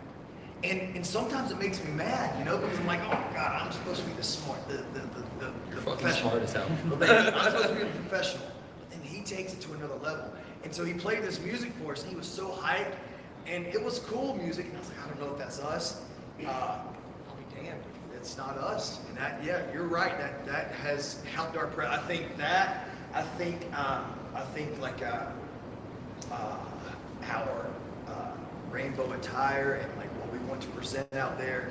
I think his mullet and my mustache, and I also think the style of wrestling we bring to. I think it all just came together at once, and the universe provided it for us, and I think it's manifested itself into making us some pretty good baby faces. I think 99% of it's just the two of you guys, and less than 1% of it is that, and another piece of it that is, 99% of it is down to the two of you, but one person, he's not here tonight, but I've seen you become a more confident and better wrestler since CM Punk walked through that door. I've seen you both take it to another level as his partner and backstage and talking to him, and I've watched you get more switched on, and I've watched you take it from being one of the best wrestlers in the world to true, like on from the highest platform to somehow an even higher platform, and the two of you guys have taken it to another level, and particularly I've watched you get mentally switched on in a totally different way. And Dan, you've always been there, and as a team, you've always been there. But now, you have a third guy with you, and it's really strong. It would have been a very different build to this pay-per-view. We still had one of the greatest things I've ever been a part of in my life. But I think, like I said, 99% of it's down to you guys, and then there's all these other factors, music, and I think Phil has been a very positive influence on both of you. Yeah, I think just to kind of sum it all up is that there was nothing there wasn't a roadmap to how we were going to get here. We all just. Dave and I, Dax and I, David and I decided we wanted to just make as much fun as we could with the rest of what we're going to be doing, because we don't know how long we're going to be doing this. And that kind of started the snowball. And then just small things here and there. Punk's arrival, Tony having this idea to switch the music. And like, when I heard the music, I loved it, but I go straight to my mind and I'm like, how do I walk out to this? And I'm trying to picture it. And I'm like, it's great music, but I don't know how to be this. But you don't have to now. Like, it's just kind of one of those things where you hit it, and like everybody's kind of moves however they feel individually, and like it's just been one of those things where everything just kind of fallen into place, and it's been so serendipitous that it's almost comical, but it has. Like, it's peaked to right here. Like, this has kind of all just been one wild and crazy coincidence. Dean drove me over here today, and Dean and I were sitting in the car. I was sitting in shotgun, and I played it on my phone in the car with him, and I showed him a tweak I made, because if you the track I think that's on iTunes, there's like a cut about 45 seconds in, because there's like Mikey had it go up, he put like a little interlude between the kind of what I call the hook, and like it kind of goes up and then it goes back down, and I was like, on TV I don't have 4 seconds, Mikey, you gotta go right back to it, and so the TV version I think there's like a 4, but I love it so much, and it was just one of those things. One day it was just the light bulb, and I was like, this is what we need. The frogs. This is what the frogs. Just real quick, when he called us into his office, like I said, I'd already heard it once because he hadn't made it there yet, and I loved it. But I'm trying to, like, again, all about visualization for me. Like, I'm a very visual guy, and so I have to like picture it, and I'm trying to picture it, and like he's playing it now, and Dave's in there, and Tony's just jamming the fuck out, dude. And it's like, okay, like everybody's gonna be doing this, so like let's everybody just feel like Tony feels right now. Let's go. And look at it. It's just been and then the best thing just possible. one more minute, and then I know you guys. We are good on time. We have time. These guys I'll love fly out in here. 5 hours. but I want to go off something Tony said about Punk being here and helping us out and helping us. So I've been very open about my mental struggles and my anxiety. Man, I went through a really, really, really tough time with anxiety just last year, almost to the day right now last year. And it almost completely broke me. And then on top of that, when we went back on the road, you were having a tough time. Tough time. Like, I've never, ever been that vulnerable and that scared my entire life. And as a 37-year-old Southern male, that doesn't happen. And it did happen. And then on top of that, and on top of that, almost watched my best friend bleed out, from his injury. And so those two things combined, we just knew, like you said, we had to have fun. But with Punk being here, I don't care what anyone says, and I don't care if you say he's a WWE guy or we're deviating away from AEW, because he is here to make AEW better, and he's here to make us better. He has helped me through my anxiety, man, and that shows you the human being he is, because he'll take time for me to say, hey, dude, come with me, let's have some coffee, or let's watch some wrestling, and he'll talk me through this stuff. And I've come out on, thank God, I've come out on the other side of anxiety, and I owe a lot of it. I owe a lot of it to both these guys. This man gave me time off if I needed it, and this man talked to me every single day and almost fought people for me. But also on top of that, Punk is a great human being and a great addition to our roster, so we're lucky to have him. Sorry. Here's the last question for FTR, and then we'll wrap up for a few questions from Tony after FTR. Thanks, Jim. Hey guys, JD for the Office Script Podcast. I want to ask you guys about the Owen Hart match that you guys had on Foundation match. The preparation, what was the preparation for that match? How many Brett and Owen matches did you guys actually watch? And how did you decide on what you wanted to do as far as the sequences in that match? And Dax, this reference to you, a lot of online chatter about you possibly being Wrestler of the Year in the way you were this year. How do you feel about He is Wrestler of the Year. I agree. He is. So I understand what you're getting to as far as the Brett and Owen matches. And I saw a couple of people tweet about it and say, "Oh man, they did a rehash." No, I have done a rehash for the last 18 years of my career of Bret Hart. You know what I'm saying? And so it's not. It wasn't that we tried to, because I saw the tweet and it was like 7 different matches. It was literally 6 or 7 matches of Bret Hart, and they were like, "Oh, watch this and this." I took a front turnbuckle. And they were like, "Oh, that was just like the Owen and Brett match." Brett took a German suplex before. Oh yeah, he took a German suplex. No, it wasn't. I just love wrestling, man. God damn, I love. Sorry for saying GD. I love wrestling. I love it, and I watch it every single day. There's not a day that goes by I don't watch wrestling. So yeah, if I accidentally, subconsciously steal something from the match, then my bad. I apologize for being a wrestling fan above everything else. That's my fault. Okay, not anybody else's fault. But I didn't. The one thing we stole, I guess, from the Bret Owen match was the victory roll, because people thought that was going to be the finish, and we wanted to trick you guys. That's it. Other than that, we just wanted to work. We didn't call anything. We went out there and we freaking worked, and we reacted off of each other.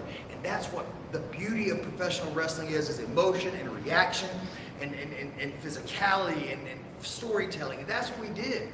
You know what I'm saying? I didn't sit down and watch one match and say, okay, we got to do this while, doing my little deal at home. Sorry, but so I'm doing my little deal at home. No, I just love wrestling, and I know what makes people feel, and that's all we wanted to do was make them feel. As far as being Wrestler of the Year, that's pretty freaking cool. It would be really, really crazy if somehow at the end of 2022, I became Wrestler of the Year. We became Tag Team of the Year, and we had Match of the Year with either Briscoes and Bucks. That would be pretty. Or whoever's coming up in the next 6 months or so. Yeah, that would be pretty freaking cool. Sorry to take all. Anybody in wrestling worth their salt in the business that has studied it and wanted to be this for a long time and didn't just come from anywhere else to get paid, like they're influenced by somebody. And yes, we're influenced by the Harts, we're influenced by Eddie, we're influenced by the Midnights, we're influenced by Arn and Tully. We take bits from everybody. Everybody in wrestling today that's successful at a certain level has probably borrowed from somebody or been influenced by somebody, and you see that reflected in their work. Like 1 or 2 things, yes, purposely taken from WrestleMania 10. Everything else just happenstance, because these guys have helped shape our careers and our lives, and everything that we've done has been around professional wrestling and professional wrestlers. And those guys are professional wrestlers. Like everybody else, like I can take anything from a sports entertainer, I can take anything from an actor, or this or that, but when it comes to the actual in-ring aspect of it, I'm gonna model myself after the absolute best people that's ever done this, because I want to be up there in that echelon. So like for our match, there wasn't any different preparation, there wasn't any different tape studying, it was just, okay, what's the story we want to tell? How do we do this to pay our ultimate respect to Owen? And how do we just go out there and have this match without compromising what FTR is? I think that was the only goal we had. And 1 more minute, and then I'll let you guys go. Keep it rolling. We also wanted this match. We wanted this match, when people thought of the Owen Hart tournament, we wanted them to think, oh yeah, Dax and Cash, that's what we want. Also, to go on the point of the studying the tapes and stuff, you got to understand, a lot of guys who were incredible wrestlers made a lot of money from the end of the 90s up until right now. So there's a gap where we missed out, not just us, but like our generation of wrestlers missed out on the legends of wrestling. Think about this. Ole Anderson wrestled for 20 years, 20, 25 years, 30 years. And Eddie Graham, the same thing, but then he went to booking because they needed to make money for years. So they got to work with all these different generations of guys. Our generation didn't get that. So we didn't get I mean, rest in peace, not anything, but like the Eddie Guerreros, we didn't get to work with him. And Steve Austin's and Rocks and stuff. We didn't get to work with them because they made so much money, so they were able to get out.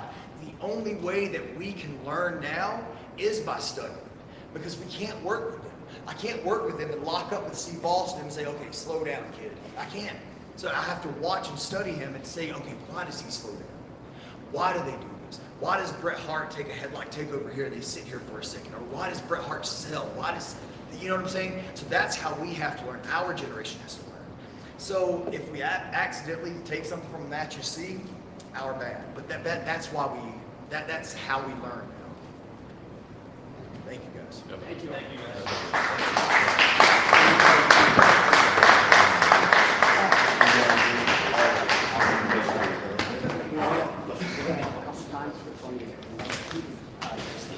Thank you.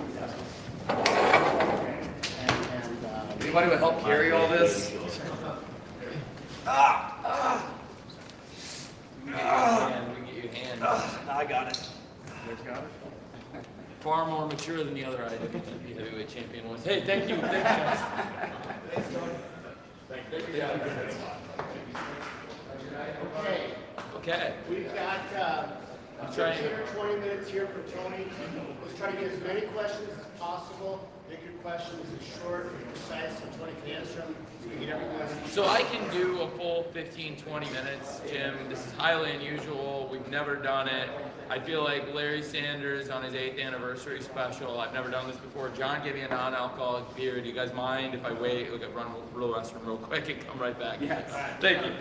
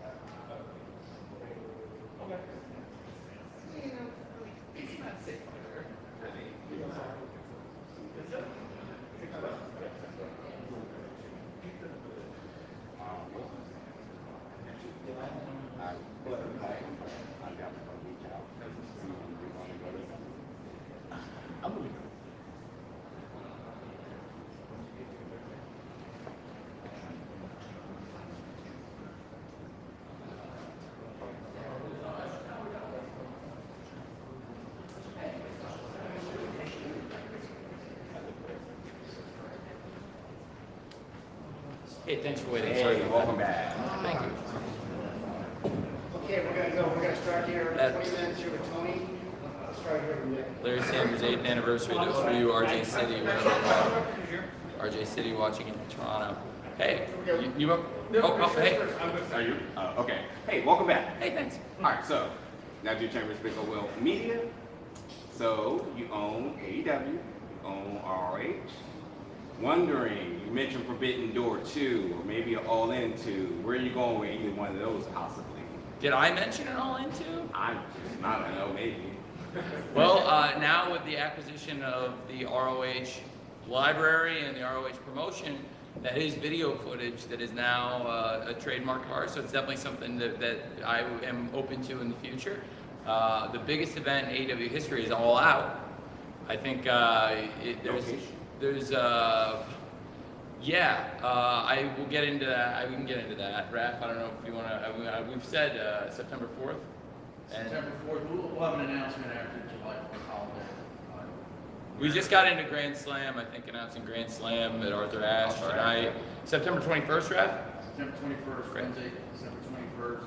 Tickets go on sale July 22nd. Yep, and I just made the announcement to start the press conference about Ring of Honor, since you asked so nicely.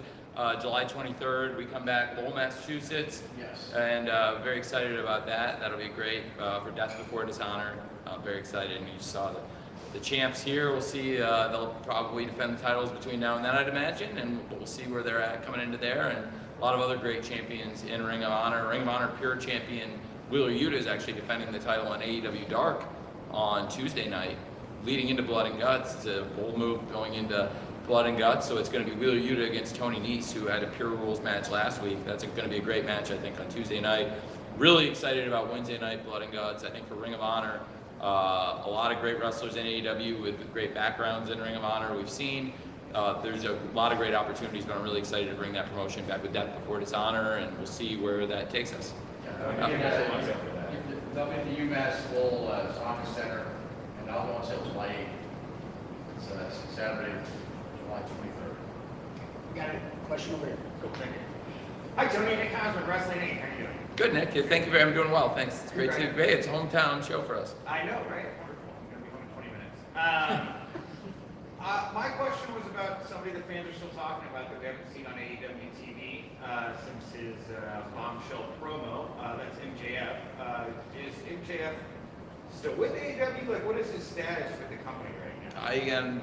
Especially after the great show we did, I'm not going to comment on it, but it's a fair question to ask, but I'm not going to cover that one right now. Thanks, Nick. Do you have another question you want to ask? Yeah, I would actually. Sure. No, I didn't want you to waste up your question. Let me. Do you have a follow up, Nick? I have one question. Sure, it's okay. What is it? I need a microphone. Sorry, Nick. Sorry, I know. Thanks, Nick. The other thing is I wanted to bring a little bit of the real world into this right now, another non-forbidden door question, but obviously on Friday there was a big Supreme Court ruling. The big topic of conversation is if employers are going to be paying for women under their employee to be going across state lines to get abortions if the situation does arise. Is that something that you would be willing to do for female members of the roster or people that are under your employee?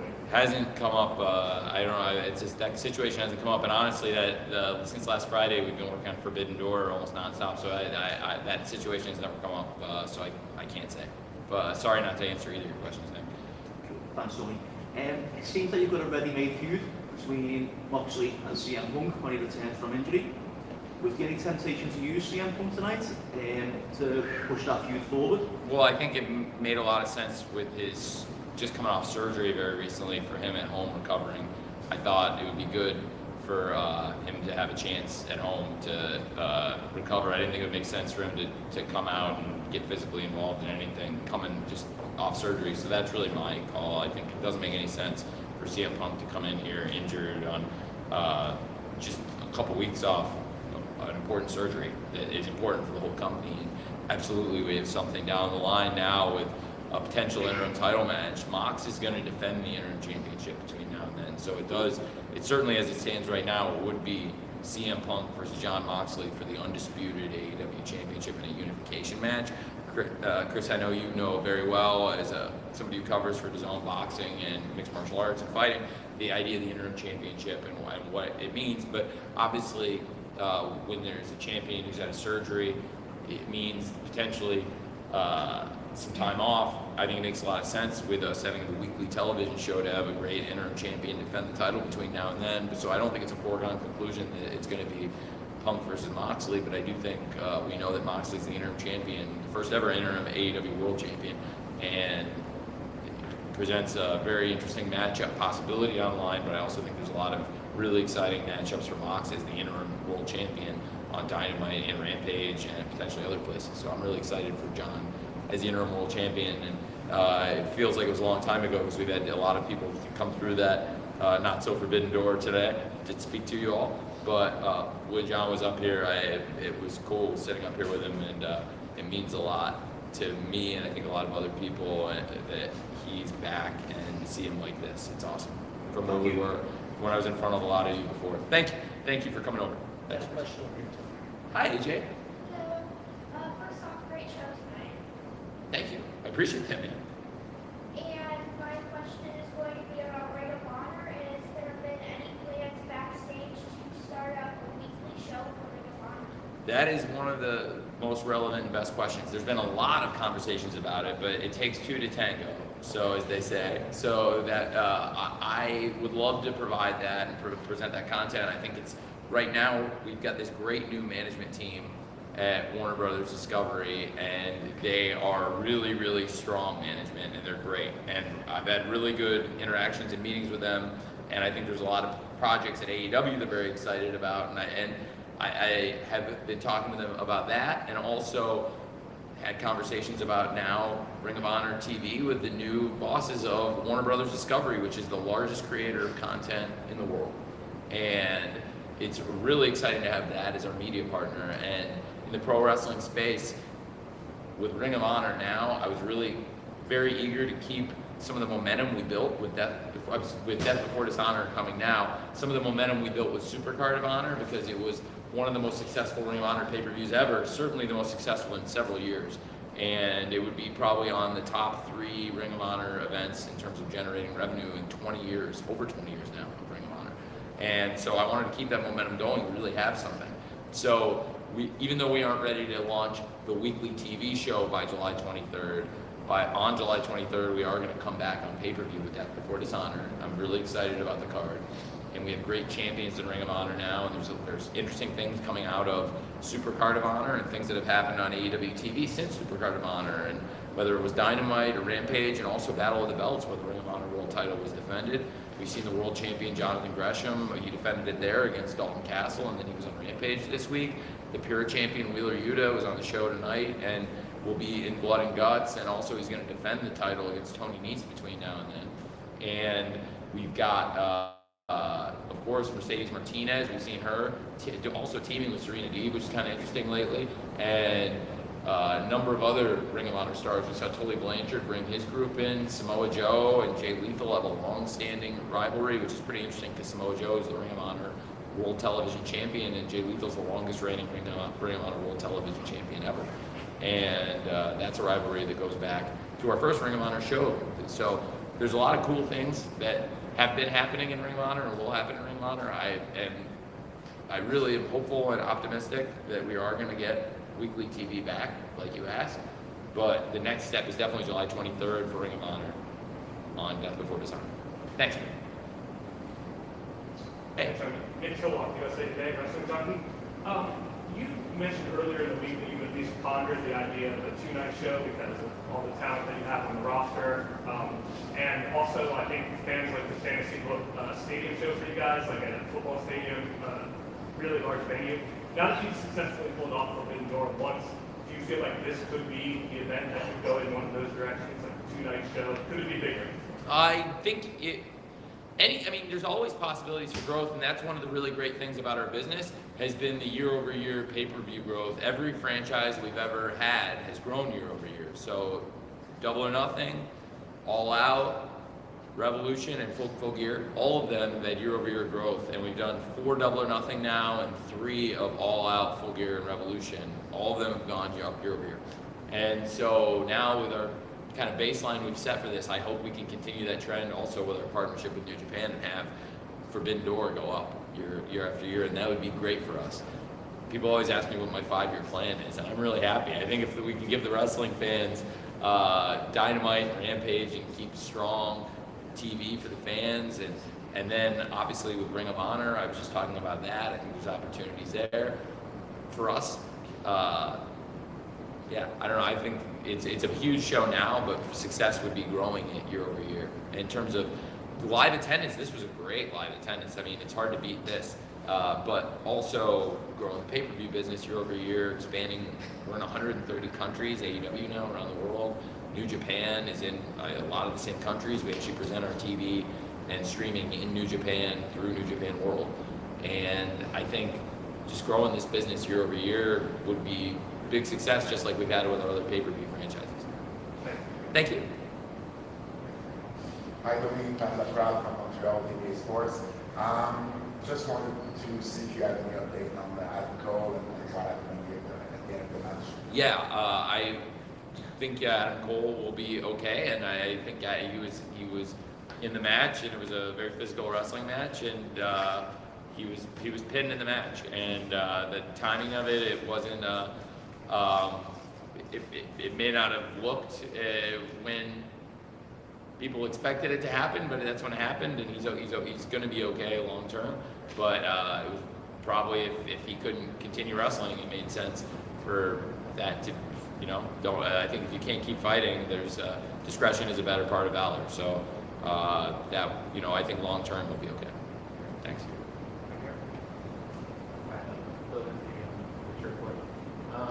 Tony and Federal had a great match tonight. I know coming into the match that Tony had a lot of physical moments for time to start. Was there any interest in bringing anybody from Stardom to TJ King on the show? Yes, I was interested in that, and there was, to be honest, the people from Stardom. I was interested in using Stardom. They have obviously close relationship with New Japan Pro Wrestling being aligned, and all the wrestlers from Stardom were pretty much booked, and they didn't have visas. So it was a big obstacle, and I think there is definitely potential there. Certainly, Tony is one of the hottest rising stars in AEW since she arrived in AEW, and I thought it made great sense. She's been a champion in Japan. She's got great experience in Stardom, and also somebody who's been on our TV. And it was a great match we could build to, and it was not a blood rivalry where they hate each other, but it was forged in mutual respect, and it was fought. Fittingly enough, you just asked me about Ring of Honor, fought with honor. And it was a great wrestling match, and I think that was cool, and it made it different from some of the other blood feuds on the card, where it was, where you see Jericho and Eddie that want to rip each other's head off, or where you had Mox and Tana, where it had been building for years and years, where it was clearly going to be the two of them someday on a big stage.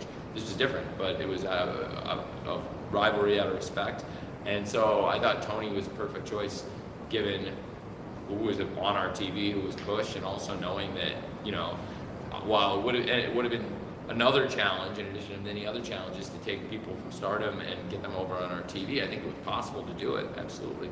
But the availability is the greatest ability of all in this business and most businesses, and in this case, there was no availability. So Tony was, for many reasons, I thought a great choice, and I thought Tony and Thunder Rosa had a great match.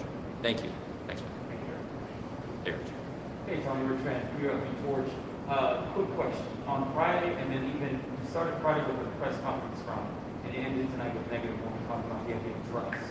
And what happens when people lose trust, gain trust, things like that. Sean mentioned the ESPN article. These guys tonight, the talent mentioned how much you trust them and you think that you're in the ring outside. How do they build that with you and then actually build your roster? How do folks still stay accessible to you and you not go crazy? Well, it's a great question. I think for people who are really experienced in wrestling, Claudio, we never worked together before tonight, but with Claudio, based on his reputation and coming in, he's not somebody you necessarily need to put through any kind of developmental. And we've used AEW Dark for people we don't know that well. JJ's in the back. JJ's been seeing dozens and dozens of hours of AEW Dark live in Orlando, and there's other people here I know that have come occasionally to tapings in Orlando, but before that, for over a year, we operated out of Daly's Place, and that operated really as a true developmental system, and there's a lot of people, like including the Acclaimed, who were singles wrestlers. Pat Buck trained them, and Pat Buck was working in WWE at the time, and I actually tried to get him to go up there. And I really wanted them to both stay, and it kind of forced my hand when they were threatened to go, and I was like, I like them both. I really need to do something to keep them. I had the idea of the Acclaim for a long time. I saw Max rapping on Twitter. They were very capable on Dark. And then they got, if you remember, their first match was against Trent and Chuck, and it was like a tryout match with a new gimmick. The music was a little different. It was loud. It didn't quite, but it was enough. I saw enough there where I was like, okay, we're gonna do it. And then they went on probably like a 10-match winning streak after that, I think, winning matches on Dark, building up to build a record and building experience. And that was there, and the entrance got better and better. Max had really only, I think I only seen him do the rapping on Twitter and on social media. I've never seen him do it as the entrance, so that was a new thing we put in. The idea of them as a team, even though they trained together. And so that's a really good example. Red Velvet's somebody who came in and was working on AEW Dark and has come in and become a really important part of our TV. Like, the story of my June. Also somebody who got injured and has been a huge part of the TV recently and has been out with an injury, which is unfortunate. In that match she had with Chris, which was a great match on Rampage, Statlander and Red Velvet. We've had a lot of great matches, and then unfortunately had injured people coming out of them, which is sometimes the price people pay with these great hard-hitting matches. And but Red Velvet's another example, like Max Caster and Anthony Bowens, both separately and then put together as a tag team, maturing on that stage. Powerhouse Hobbs, first he was Will Hobbs, and look how far he's come from when he started on AEW Dark, not as a person who was out there winning matches, and a person who grew as a wrestler and has grown as a person and a presence here in the company. Number of other people. So there's, for people we don't know as well, sometimes going through Dark, -1, little Brody, through working on Dark, and he's done a lot of fun stuff. He's had fun matches down there. JJ's laughing in the back because he's seen some of the funniest stuff he's seen in his life with little Brody, and the kid's, he was 10 years old and he's making hundreds of people, not 15,000, but hundreds of people laugh in his studio. That's pretty good for 10 years old. And so he earned my trust enough where I gave him a mic and put him out there with some of his friends and some of his dad's close friends like Mox and Claudio, and Eddie wasn't out there at that point, but Eddie would be another person on that list. And it was just a nice thing for the crowd, and I wanted to get him out there, and I thought it was cool. And I thought, because Mox, I remember Mox's first pay-per-view defense of the title when he first won the title was against Brody Sr., so I just thought and that was probably the last time I've been as proud of a show that had as many challenges. It had the most challenges of any show ever. I could talk for an hour just about the 3-week build and putting that together during those tape shows, and also learning how to edit shows because we never taped Dynamites before that. So that probably April 2020 was a lot, and then into May 2020 is probably the last time I felt this way, where it really came together and where they could have not gone this well. So yeah, does that make sense? Yeah. Thanks, man. Got time for 2 more questions. Great. Just one. Tony, I want to talk about Orange Cassidy tonight. Match of there potentially with Will Ospreay. I'm a big Orange Cassidy guy. What was your reaction when the match was over? Match of the night to me. And reportedly, Orange Cassidy was supposed to get new theme music. I read somewhere today. We didn't hear that tonight. It's a huge part of the wrestler's package. Is that something that you decide on specifically, or is it something that you work with? Yeah, I decide on the music, but that is when I presented this song to him. So I pick a lot of the music and work with Mikey on who's going to have what songs. I license music from outside sometimes, and generally I'm in charge of the music with Mikey, who oversees it, does an amazing job, and has composed some amazing themes. But I work hand in hand with him on that stuff. Just like we talked about when I had a concept for the FTR theme, and they were in here, or Samoa Joe's, or even Adam Cole's. And Mikey's composed all these great themes. We have a good partnership going.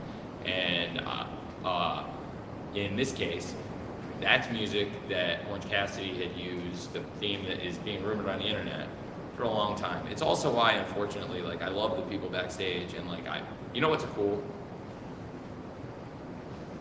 There were I was just talking about Brody. I didn't mean to keep going to it, but there were 100 people sitting in the stands at Daly's place when Amanda told us Brody was sick. I know there's a lot of new people here since then, but there were a lot of people here, and a lot of them are the same people, even though there's a lot of new faces, and nobody said a word. So when it's something life or death, you can trust the people backstage, but I've learned that around a lot of stuff is leaked, that it's really shameful, and people shouldn't be doing it. And that's one of those ones where it screwed up what would have been maybe a pop, but also which is still be a huge pop. I mean, these things are organic, so you can't make that. It's going to be a huge pop if it happens.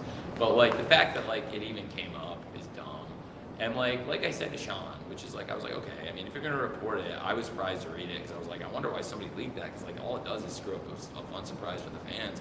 But it's like I told Sean, I was like, we don't even have 100, I have, as I understand it, 97.5% of the rights. But in this case, that's zero. I mean, like, I might as well have zero. Like, we're real close. I've been told by the 2.5% right holder that they're gonna get back to us, and it seems like it'll probably happen. But like the fact that I'm even having to explain this, I think is ridiculous. And it's because somebody in the back like shouldn't have said what they said. And then I was surprised. I like Sean, but I was surprised to see that. And I told him, and I was like, because it's not true, and I never even got a chance to refute it. And like, I know Orange said he was gonna have something new, but technically that's not even something new. I think he meant the belt. So like, which he, came damn close to winning. And like I said, to the announcers, and they did a great job integrating. Orange Cassidy is one of our best, most marketable stars. He's whether people of all ages love him. And on digital, when you look at AEW most watched digital videos on the YouTube channel, like probably 6 or 7 out of the top 10 follow him. And he's also a really awesome person. So if it does happen, if we do get that 100%, I'll be really happy, because that's something he brought to the table before he was here. There's been he's the AEW version of Orange Cassidy has really risen to prominence, and he was already a beloved independent star, but I think his presentation and what he's become here is very different. And I think people respect and understand that he really is a great pro wrestler under the gimmicks. And now I really believed that tonight he would tear the house down in Chicago like he did with Pac in his very first singles match, which we spent over 6 months, I guess not quite 6 months, we were over 5 months of TV, 5 months of TV building to that, plus the pay-per-views before that. And so over 6 months really building up Orange Cassidy since All Out, that he never worked a singles match till he had that match with Pac, and they tore the house down. Also, unrelated, what a night for Pac, right? Like, awesome for those two. And back in Chicago, I thought they both had, even though Pac won the title and Orange didn't, they had one of the best matches in the history of the company in Revolution 2020, and I was so happy. So you asked me about my reaction tonight, and it was very similar to that. But now people weren't as surprised, because in Revolution 2020, people were like, they knew, I think people were interested in the match, and it was like there was a lot of interest in the match, but I don't think people had the expectations yet of what he does. Now there's big expectations on his matches, and it delivered. And no surprise to me. I believe in him so much. I'm just really grateful he's back. It's good timing for us to get him back. So thanks for asking. Last question, anything on top row? All right.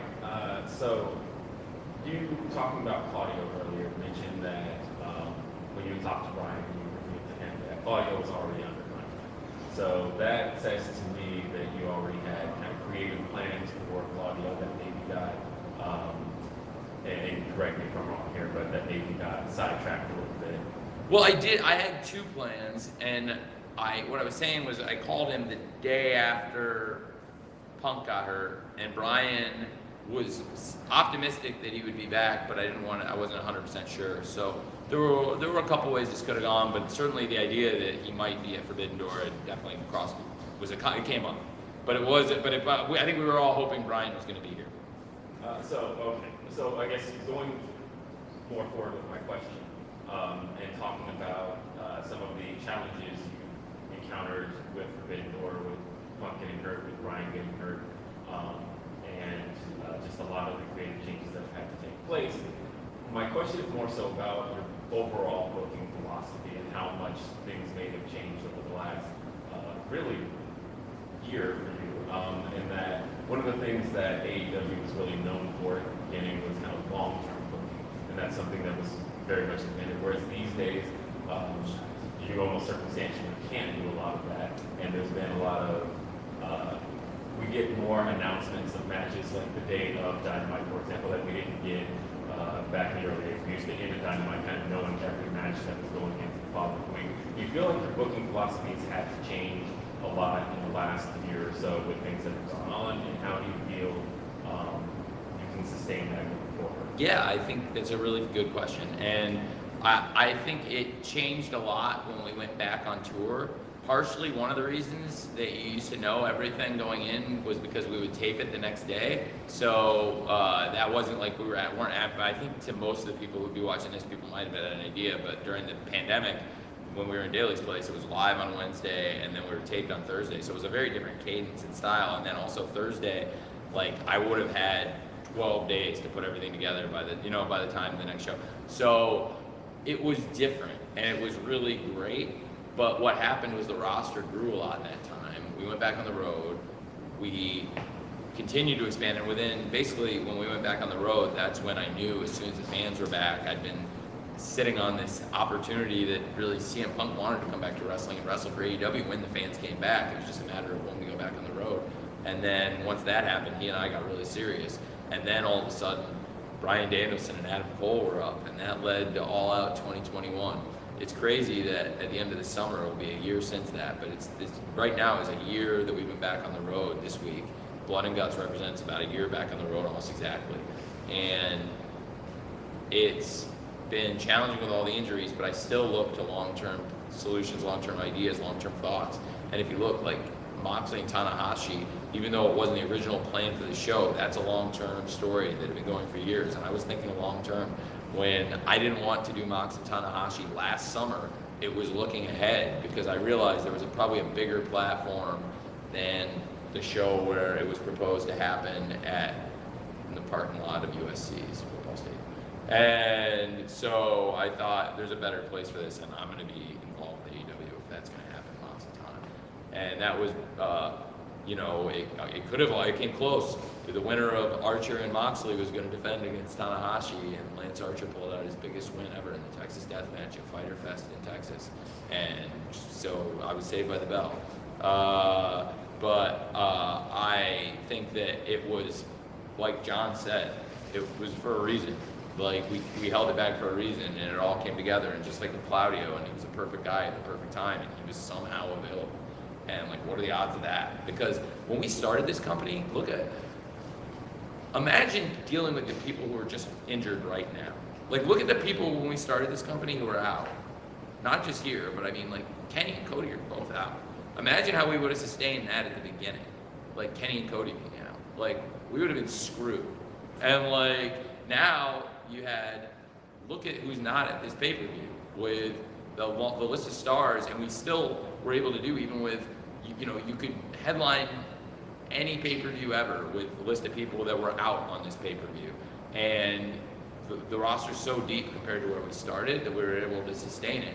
And it's a credit to all those people from, the list of people who are injured in pro wrestling right now, not just here, but like I mentioned, across, other companies with Ishii and Hiromu not being able to come here, and even WWE's got big stars, like I mentioned, who were out injured.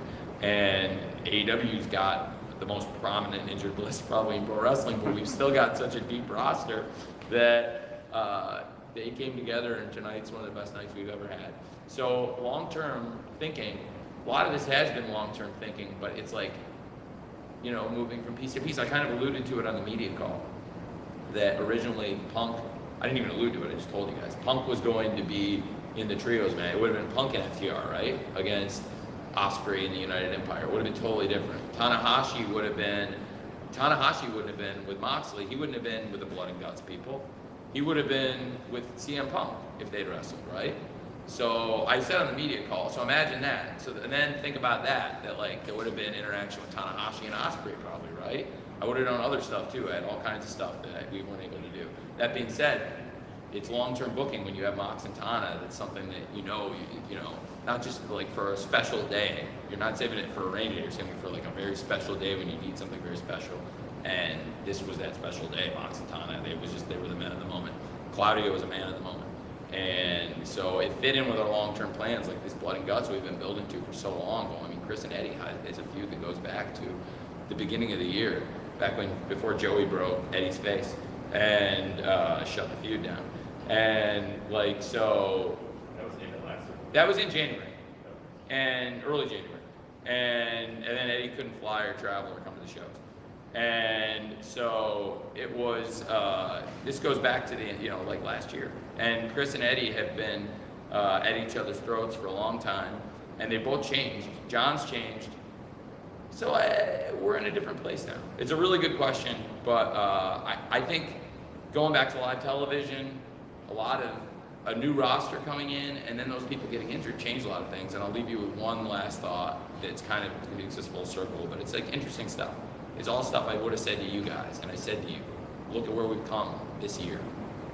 You remember when Kenny first got hurt, and when Chris was out with the blood clot, and John went into treatment, and the company was completely different. And we had just brought in CM Punk and Bryan Danielson and Adam Cole, all as free agents.